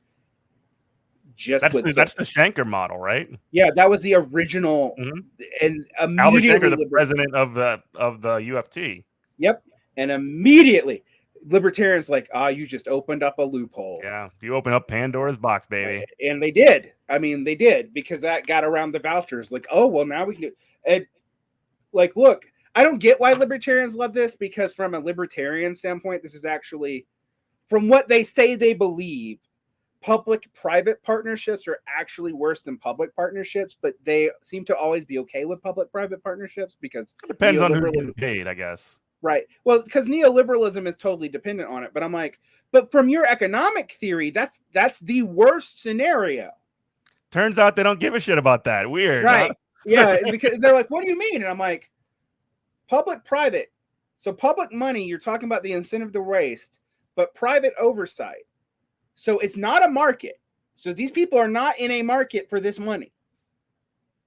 Right. And I'm like, so you are just actually advocating giving money Big Daddy privately. Government watching your independent school, independently run enterprise here. Is that what you want? Yeah, that's because they secretly all know that education is not profitable on a capitalist model. Now, what they don't want to admit to why this is. People get mad at me because I'm one of these old labor theory of value people, but education is actually why, because I'm like, there's no way to make education make money. Yeah, and the reason why is it's straight labor. The way that you can make money, the only way you can make money off of education, honestly, is by directing federal dollars or just tax dollars into it, and then scooping up as much of that as you can do. While it's literally rent. The only way to make money in education is rent seeking, which is why we know that private low endowment schools are always a scam. Right. Which I think might be why the libertarians might be okay with it, because they're okay with rent seeking, I suppose. Right. Well, theoretically, libertarians hate rent seeking, but in reality, they love it. So it's, I have met two libertarians who are consistent on this, but then they also like hate stuff like intellectual property law. So I'm with them on that one. Yeah, me too. I'm totally with them on it, but but then I'm like, why are you not a Marxist? Because like they actually agree with me on like 90% of things, but they're like, the bourgeoisie is great, and I'm like, except that part, yeah. Except that, according to you, the bourgeoisie should never be able to do anything in government. So you have to believe that profits are unlimited, and yet there's empirical evidence that they're not. So have a nice day. And that's why you don't meet many consistent libertarians, because their position actually wouldn't be. It's different. That's when the fingers go in the ears. Right. The other time the fingers go in the ears is they all love John Locke and non-coercion, and then you're like, what do you do with stolen land? And they're like, what? Like, I'm like, what do you do with stolen land? Like, is indirect coercion permissible because you're on like all land by your theory that was taken from the people who worked it was stolen. Mm-hmm. So at least all settler colonial land is stolen, and you know it. So like that's the other. And also, how do you establish initial ownership of that land anyway? Well, they claim the locking proviso. It's not necessary for a state, because if you work it, you own it, you mix your labor in with it. Yeah. And I'm like, yeah, but that's not what happened, and you know it. Like, 100%. So that's a myth that is a myth. Where's your non-aggression principle then? If your entire economic fallacy is based off coercion at some basic level.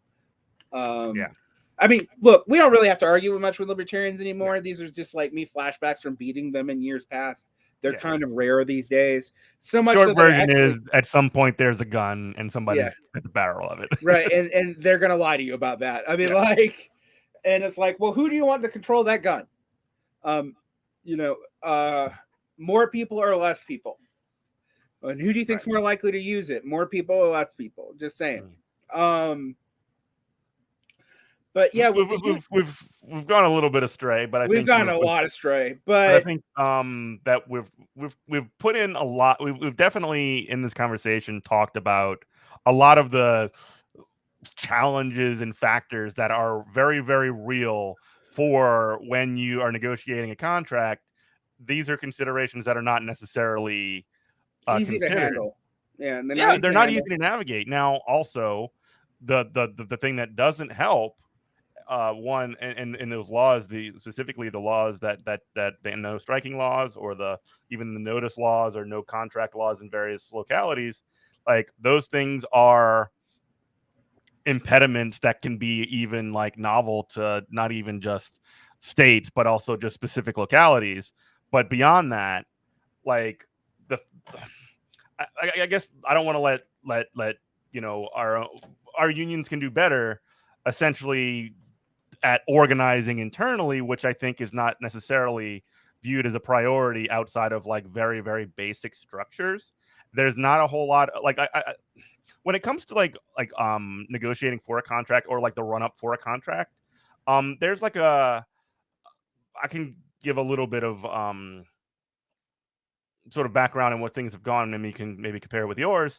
We'll get like a survey or something like that that says these are the things that rank these things that are problems or concerns that you have. There's not a lot of opportunity for elaboration. There's not a lot of, even when these surveys get sent in, a broadly executed sort of how do we interpret this data. This is kind of, in my experience at least, and maybe yours is different, it's sort of done in a small closed door situation. This is what we've concluded from the fact that these many people are concerned about off hours work, these many people are concerned about evaluations, these many people are concerned about these things, and negotiating sort of flows from that. The only participatory part of this process is filling out a survey. Yep. And I was about to say, like, because the ARs the reps for us really only play a role in accepting or rejecting the contract scenario. However, I've found that the district will often release that as they won't credit the union for it. They'll release it as their compensation package before it's even voted on by the union, meaning that they're 100% sure we're going to accept it. Which, that's a stinky move. Yep. I've seen it over and over again. I'm like, why are they announcing this before you've even voted on the contract? Like, because we still have to legally vote on this contract. And it's because they know that we don't think we're going to get anything better. And so the AR, a part of it, like the actual the representatives who are not on the negotiation committee, are basically rubber stamping it. Because, I mean, if we rejected it, what are they going to do? They've already announced these terms. Well, that means that what are they going to do? I mean, I guess if they've announced these terms and you reject the contract, you still get that. I'm just sort of spitballing here. But we would still get it, but I mean, it actually, like, you would have it without a contract, though, right? And actually, I actually don't know what happens. I think what happens would be that the prior year's contract would apply. That would make us immediately unpopular with the rest of the staff if they don't offer us the same thing back. So they know we're going to accept it. So it's all rubber stamped anyway. Like, so at that point, the participatory part of the process is literally the only people who participated in that really were the union leadership, the Uniserv leaders, who are our unelected employees, and the negotiations team, which usually is half actual teachers and half Uniserv people. And the only people who are consistently on the negotiation team are the Uniserv side. So, like, we don't have the Uniserv dynamic so much. Yeah. We don't have the at least established and visible, at least to some people, negotiation, part of this picture. Yeah, so that's where we're at. And I think when people look at this, so that's why we have non-hostile non-oppositional negotiations. But that's also, it also means that what incentive do we have to grow? And there's two problems with this, and this is actually leading to a terminal. Uniserves get paid by contract because they're union themselves, and they should be. And while the union has done shitty things to the staff union in the past, not going to get into that here. That's a whole different and that's not unique to NEA. I've seen many unions treat their staff poorly. Yeah, this is not. It's not unique to anything, and so there's been union versus union fight, more than once. But all that said, this is, and some of this is not unique to teachers unions either, or public sector unions in general. But when we get into this, you have all these legislative catches, you have all this other stuff. And for the average teacher, it looks like they're going to get it whether they negotiate or not. And even being a member of the union doesn't increase their ability to be heard, except in a very limited capacity, unless they are lucky enough to be a president or on the negotiations team. Right. Even within your own union, you don't feel that you're heard. Right. And because like I run a union meeting with my people like once a month. Good for you. Yeah, it's what I'm supposed to do. It's supposed to be 15 minutes long. That's it. Okay. Yeah.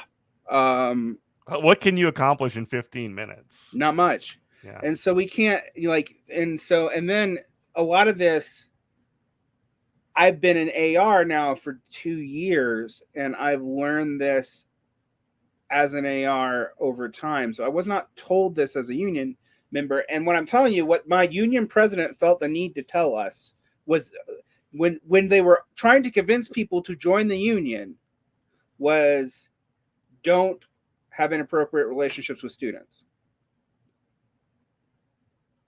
Now I want to ask you, low expectations. Right. Which one? Okay, don't. But two, how the hell does that convince me that I want to join a union? Right. Because I already know that. I can do that without being in the union, thanks. Like your job is not to tell me to obey my ethics ordinances. Your job is to convince me that you will make my job easier as long as I play by the ethical rules of my profession.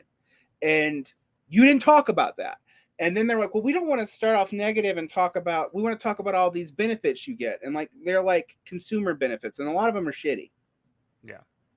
It's like you get this access, you get cheap magazines and this. Nobody uses them, by the way, either. No. And so it's like, why? Like, no, like the important things are what is prevalent to my job. And they're like, they actually had a thing like as an AR, we don't want you talking about the insurance. I'm like, why? That's the important thing that we offer. Insurance and legal protection. If we're not going to strike, that's literally the important thing. It's all you got. When I was in Georgia, when unions were illegal, the teachers associations at least did that and made sure that they led with that. You don't even want me to lead with that? Like, on that point too, like there is some like liberal sort of in some of this rhetoric, and it's not, you don't want to even blame specific organizers, specific union presidents. This is coming almost from the top. Like part of the reason that you would want to be a part of a union is because you want to be a part of something that is bigger than an individual, which like in a conceptual sense, like, yeah, sure, of course. But also like not everybody's going to buy that in those terms. I'm sorry. People don't think that way. Right. And it's just like, you can talk about strength in the union once you prove you have strength, and then talk about why it's important to be a member, and then actually democratize this shit, because it's not.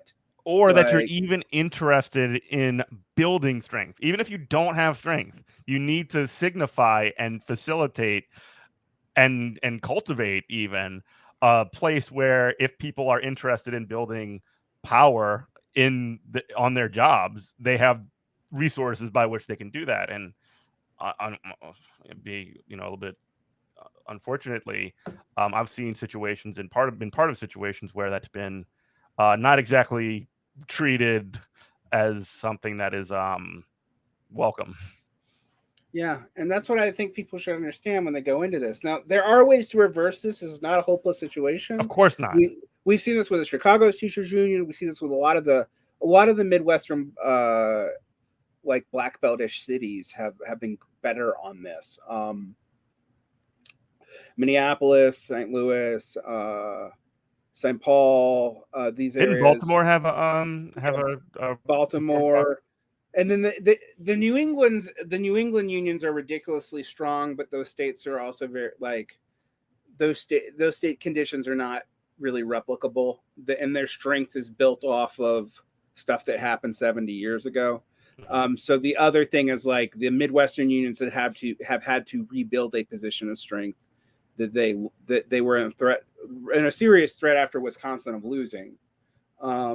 Whereas in the West, only a couple of states had strong unions. Like Utah does have I think we're pathetically weak, but apparently compared to Colorado or Wyoming, we're actually very, very strong. Which just tells me how sad the rest of the situation is. And then in the South, I mean, you have states like Georgia where it's just outright illegal. You have states like Louisiana where it's not outright illegal, but it's been decimated. Our Florida, that's another one. I mean, Florida is one of the worst states in the country to teach in, period. And that was before DeSantis's crap. I actually think like, is DeSantis trying to just close their school system? Because like Florida hemorrhages more teachers than almost any state already. He doesn't care as long as he gets elected president, you know? Yeah. I mean, well, Trump might have something to say about that, but that's a dark future that we are not quite at yet. Although we probably will be. So enjoy the show, I guess. the one thing that I want people to understand also is like,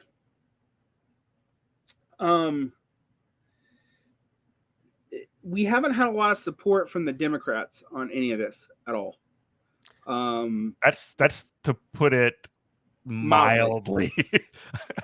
like the Democrat stats on labor is theoretically better, but it's not really that better. I mean, like, and that's even in places with much stronger unions and better standards like California.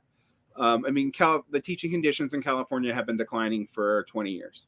Mm-hmm. You know, and as evidenced again by the Los Angeles teacher strike and Oakland teacher strikes from a couple of years ago. Right. And it's just like, and a lot of these strikes, and I hate to say this because I'm not trying to down talk the union, but they have had to start as wildcat strikes. 100 or yeah, even if they didn't start as a wildcat strike, they had to have sufficient capacity among teachers, and this could only have been done statewide in most of these situations, that the union would have looked pretty bad if they were opposing that many members. You know what I mean? Right. I mean, with the union, what had happened is like West Virginia, the union came along after the fact.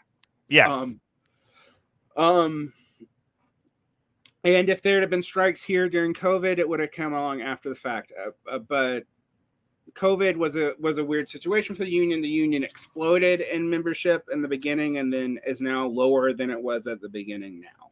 So one of the things that has been hard for people to quite understand, and this is not unique to teachers unions, but like they hear about this union uptick, but they're only focusing on new unions and new unionizations. They're not looking at the health of the unions that actually exist, and they're in rough shape. Yeah.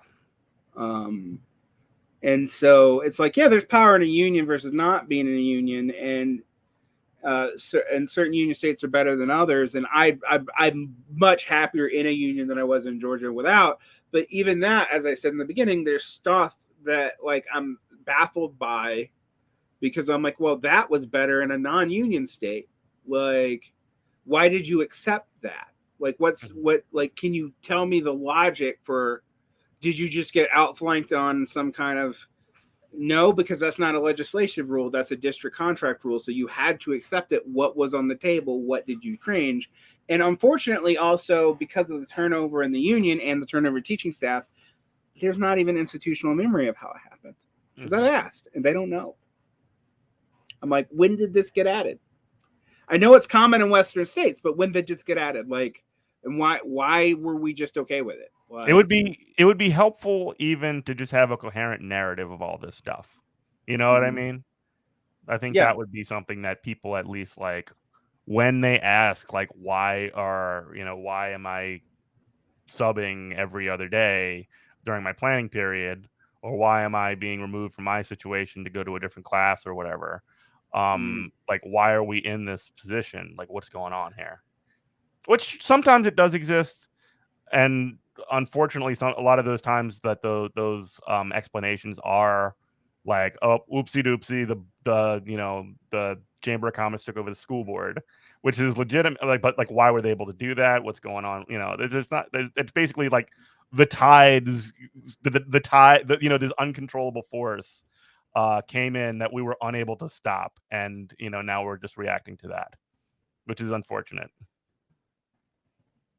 Yeah, it is unfortunate, and I wish, I think like with the history of American labor unions right now, we'd be like, we don't really have a good narrative of our decline, other than that it happened and the Democrats betrayed us. But like, we don't know why, we don't know how. Like, in the private sector, some of it's easier to explain. Some of it is corruption. Some of it is paying leadership off of stock options. Some of it is legislative. But with the public sector union, some of this is even more opaque. Like, and I will say, I will say this, and I hate to say this, but I'm always trying to get people to join the union. But I've had a lot of people tell me, and sometimes I've not had a great response, that the union feels like it's the PR department of HR, and that they often have better results going to HR than going to a union rep, as far as and I'm like, yeah, except if you get in trouble and you need someone to go into an administrator's office with you, then you need me. Mm-hmm. And the legal counsel we provide. But then again, like I said, the union doesn't want me to sell that. They've decided for whatever reason that that's not the message they want to send, that that's what they're for. Yeah. Even though that's the primary thing that they can still do. Sorry about the cat. Yeah. But I mean, I also admit that, yeah, okay, that's not particularly democratic. Get people to join for insurance and for protection and conflicts with your boss. Although the last thing is what we're technically supposed to do. And then we have the fact that in our union, we even let administration into the damn union. So it's like, right. And again, like even from from a certain level, if what the union is doing is essentially peddling insurance, like nobody likes to do no, like it's just like, I agree that is a dead end practice, but it's better than what I see, because at least now I'm appealing to people's self-interest, instead of being like, won't you come join us for some abstract reason that neither you nor I understand? Yeah. Because we're not going to get you a better contract. Yeah, we're not going to assert this power that we supposedly have together. Actually, we actually indisputably there is more power when we act together. Like, that's no question. But like, do I need to pay $70 a month to act together, or to not act together, to be a part of something that can theoretically act together? Like, that's the problem. Like there's no like, it feels like and again, this is how people probably receive it more than anything, is that it feels like, while we're paying our dues and that's it. Like, we're a part of this thing. We're paying our dues. We get some discounts that we don't use, and we have some emergency insurances that we don't like. Even with union memberships, I'm like, I've had to go to teachers and like, hey, if you have this, you should come to me, because I can go talk to someone to get you legal counsel. Like, and they're like, you could do that. And I'm like, yeah. And then I'm always like, you should join the union because it makes it easier, but we're still gonna do what we can. And it's hard. And I think the other elephant in the room is that union people are often hesitant to recruit from new teachers,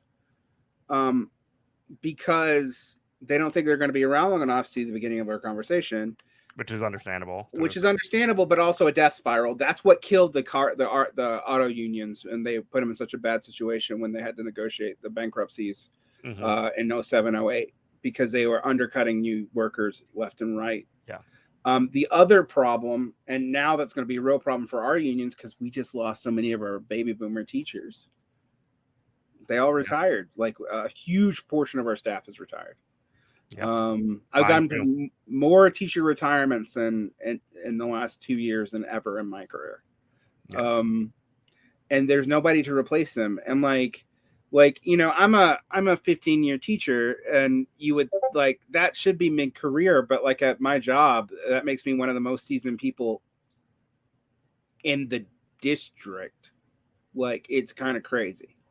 Yeah, because the priority is not to keep teachers for a long time. I mean, every time you see these crises pop up, I mean, we're seeing it right now. I just had another article that I was just reading before we got on the air. Is Louisiana going to have enough teachers to start the school year in a month? And the answer to the problem is always we need new teachers, we need new teachers, we need new teachers, bonuses, whatever, lowering the standards for people to take on the job, all this other stuff. And that doesn't do a whole lot for the people that are currently teaching. Right. I don't mean to say, we should be throwing under the bus any new teachers, because we obviously definitely should not. We should be cultivating and bringing them in as well. But like at the same time, you're not building incentives to, like in my pay scale, for example, the longer you've been up there, the shittier your pay raises are, unless you go into administration. And it's like, so they encourage you to go in. And I had to talk the other day. I was hanging out with my ex-wife, and we were talking about it. She's also a teacher, and we're just like, look, in a lot of ways, teaching's a dead-end job. It definitely feels like it is, for sure. Because the only way, and you're as if you're a responsible teacher, you have this weird thing. You're like, okay, so I can leave the classroom and not do the thing I'm good at, to make more money doing something that I'm not even sure I think should exist. Mm-hmm. All these, mid-tier admin stuff. But that's what, like, even with me, my boss is like, yeah, you need to think about this. Like, this would be the next logical place for you. And I'm like, absolutely not. Yeah, but I'm like, okay, but so you want me to go into like admin and whatever, and yeah, I'd probably be good at it, but a lot of it's unnecessary. A lot of it shouldn't exist.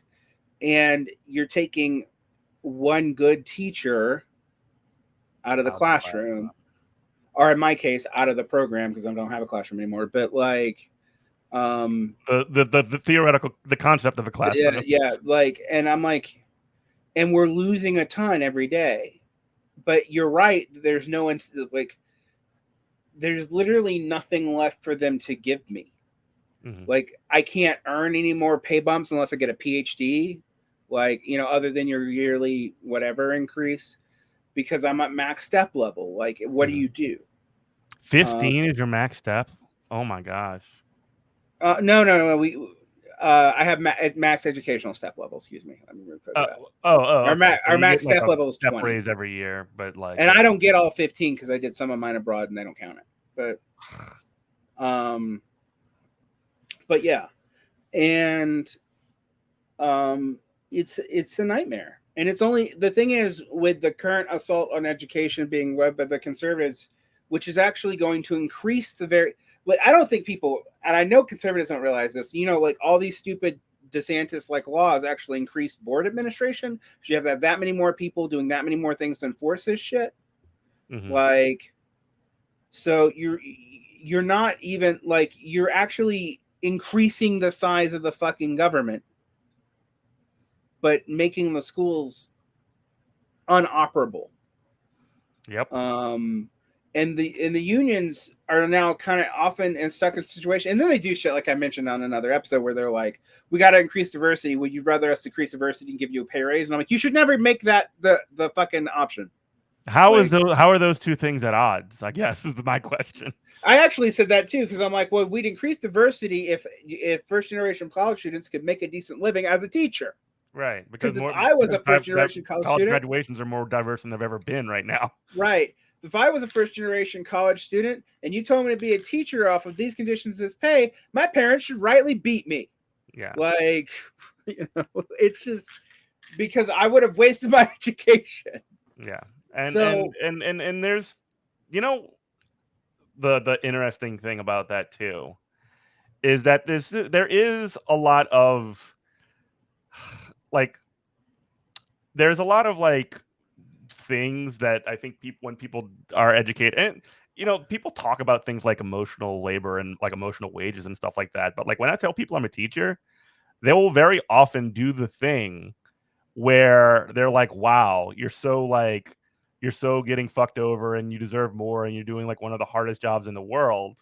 And like almost any time I talk to somebody and they find out that I'm a teacher, they have that response. Yep. But like, how is it possible that they're like, when they have this almost universal, like, this universal, sort of response to somebody being a teacher is like, this is a noble profession, et cetera, et cetera. Why is there never any like, your job needs to be, materially made better through, whatever means, and, political or otherwise. And like the sort of, I mean, obviously we live in a system that is by no means democratic, and but it really does end up being just straight up patronizing in a lot of ways. And I don't think it's meant to be, but it is. You know what I mean? Yeah. Well, I mean, if I hear that, it's always like, oh, you think I'm stupid for being a teacher or too noble, or whatever. I mean, and that's why I always start off with the joke. It's not actually totally a joke that I became a teacher because it was one of the only things that paid, that was easy for me to do after becoming a professor. They didn't pay shit. Yeah. So, I had to explain easy, this. maybe not easy, but yeah. No, it wasn't easy. I had to get another master's degree, but it's a hard job. But to slide into a job that's easy to get.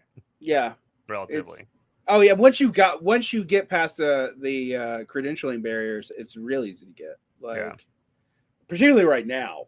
Like, it was a little harder when I entered, but now it's like you have a pulse, and have you not done anything illegal? Yeah, into the meat grinder you go. Yeah, we'll keep your God. And if you're a charter school, sometimes it's not even that. Like, you haven't done too much illegal stuff, right? Could we theoretically get you a license in 3 to 5 years? Mm-hmm.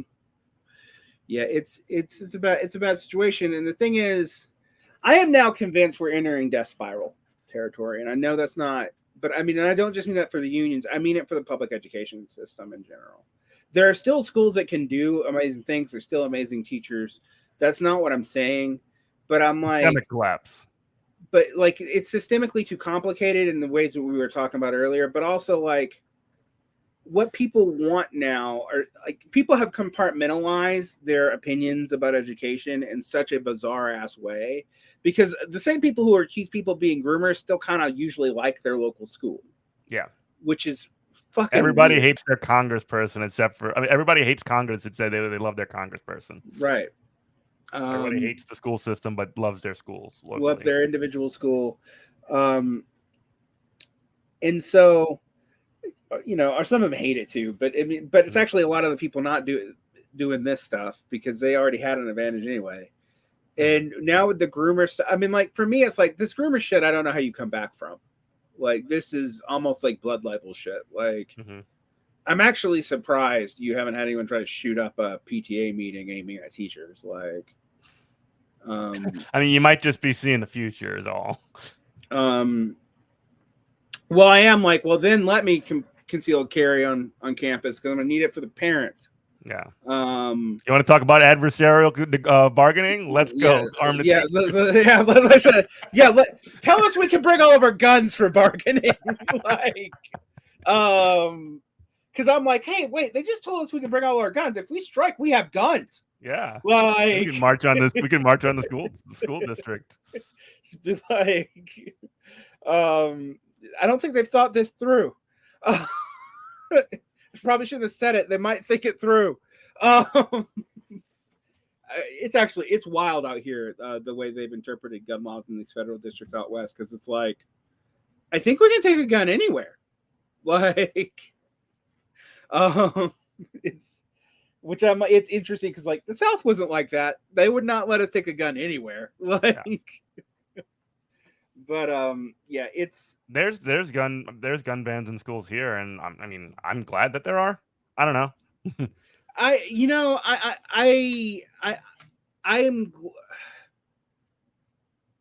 Well, I would be glad to be on their gun ban too, but I will say when liberals get all really worried about it, I'm like, Utah's had it for 10 years. The only thing that's ever happened is some teacher shot themselves in the foot. But that's just it. Like, it's also never done anything good. It's done nothing. Like, Right. It's changed nothing. Yeah. So I'm like, I don't know. I'd probably rather be in a school district where very few people or nobody had guns and I knew who they were. But as a person who's trained in guns and knows how to use them, I won't carry a gun on campus because it would be irresponsible. I think when it comes to the arm the teacher sentiment, like so insane. The thing thing that's so insane about that is the expectation that, like, the expectation that school shootings are something that is 100% going to happen already, which is not necessarily a bad assumption to make, I suppose. But then two, not now. It's not a bad assumption now. But well, now it's not like an assumption even 20 years ago, I suppose. But then beyond that, like, it is literally the teacher's job to shoot and kill someone, which, like, I mean, I guess, like, to some point, I guess that's not. I mean, like, no, I don't want to give it too much credit, but, like, it is something that is absolutely, like, too much in terms of you're already doing the, like we said earlier, the therapist, the, coordinator for IEPs in a lot of situations, the, nurse, and making teacher. sure the kids eat. Yeah, right. And then again, be ready to shoot somebody dead. It's just like, okay, we're just putting everything on teachers. Kind of in a similar way outside of school that would put everything on cops. Yeah. Yeah, and it's just like that line that separates teachers and cops becomes a lot less clear when you give teachers guns. Oh yeah. And I mean, to me, that is kind of where we are. And it's amazing that when we're talking about this in that way. And then I'm also like, and where there's no training for efficacy, there's going to be no, I even doubt they'll indemnify the teachers for the responsibility of if they actually have to use the guns. Like, right. There's no indemnity in certain places like my own if you have to break up a fight. Right. So, I mean, like, so it's like, what do you think? How do you think this is going to possibly go? Yeah. It's a good teacher with a gun stops a bad kid with a gun. What's going on? Like, that's, but there's other problems with it. Like, as a person who's trained in guns, if I have a gun and deploy it in a school building, what's going to happen? Yeah. If it goes through that kid, where's it going? Because half those walls are paper thin. Yeah. And the other half are brick. So I'm going to have a ricochet, and it's going to go in a place where I can't even see it. Like, with kids everywhere in high density classrooms of up to 45. Literally filled to the capacity set by the fire marshal. Right. So what am I going to do? I mean, I can't control who that's going to hit. Right. Even if I'm totally great aim and hit who I'm aiming at, I can't control that's the only person that's going to hit. Yeah. And as a teacher, I don't, as a human being who's trained in firearms, I can't. Indemnification is secondary to, like, you. I don't want to accidentally shoot a kid. Like, that's fair. That's fair. You don't want to do that. Fair. Right. Even in shooting the bad kid, I also accidentally shot two good kids. Sorry.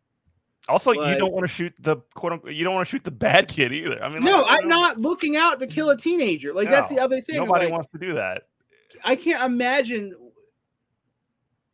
like, what psychological state I would be in if I had to, like, shoot a former student to save another former student. I would leave the job immediately. Yeah.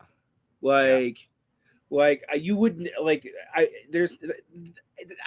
can't believe people are actually, like, they can't mean it sincerely and think about it for 30 seconds. Like, or they have to not care. They have to not care about the actual reality of the situation or the human beings involved. They just want to just push the we need more guns everywhere rhetoric, which has been a generations long project as well. Oh yeah. And yep, it's kind of a nightmare. Yeah. So, well, to end on that sad note. What a dark note to end on. I was going to talk about social unionizing is great. Do it. Look up what it is. Go read labor notes. It'll give you some help. Yeah, we can talk about that next time. Yeah, maybe we should. We should talk about more positive things because I feel like today's been like, hey, it's dark. Oh, let me tell you how dark. Yeah, let's get darker and darker until we get into the lowest possible circle of hell. And while like I said, what's interesting? I do feel that letting this kind of like talking about this stuff and letting it out is at very least good for me. Oh, I think it's good. I think it's good even for people to hear it because I think a lot of people who are very optimistic about unions are going to be very pessimistic in 3 years if we do not prepare them for this stuff because they need to go in knowing you're at a double fight. Because you're also going to be fighting to reform a sclerotic, if well-meaning, union in most cases. Not in all cases. You might be lucky and have a good one in your area, both private and public. There are plenty that exist, but there's a lot of them that, a lot of this is just like atrophy and years of being beat down. That's why it is this way. It's you could tie it back, like you mentioned, the air traffic controller union busting by Reagan earlier. I mean, there's been and that's after decades of kicking out the communists and just like deorganizing unions generally. This is a multiple lifetimes long project to neuter unions. So like that has of course developed a fortress mentality amongst union leadership. And that's not to be not to either give credit or give blame. That's just the situation that we happen to have been in for all of our lifetimes. 100%. And so anyway, yep. So let's have a more from there is what we let's talk about how we can build next time, and we will do a part 4. Thanks so much, Jeff. Always, buddy. Appreciate you having me on. All right.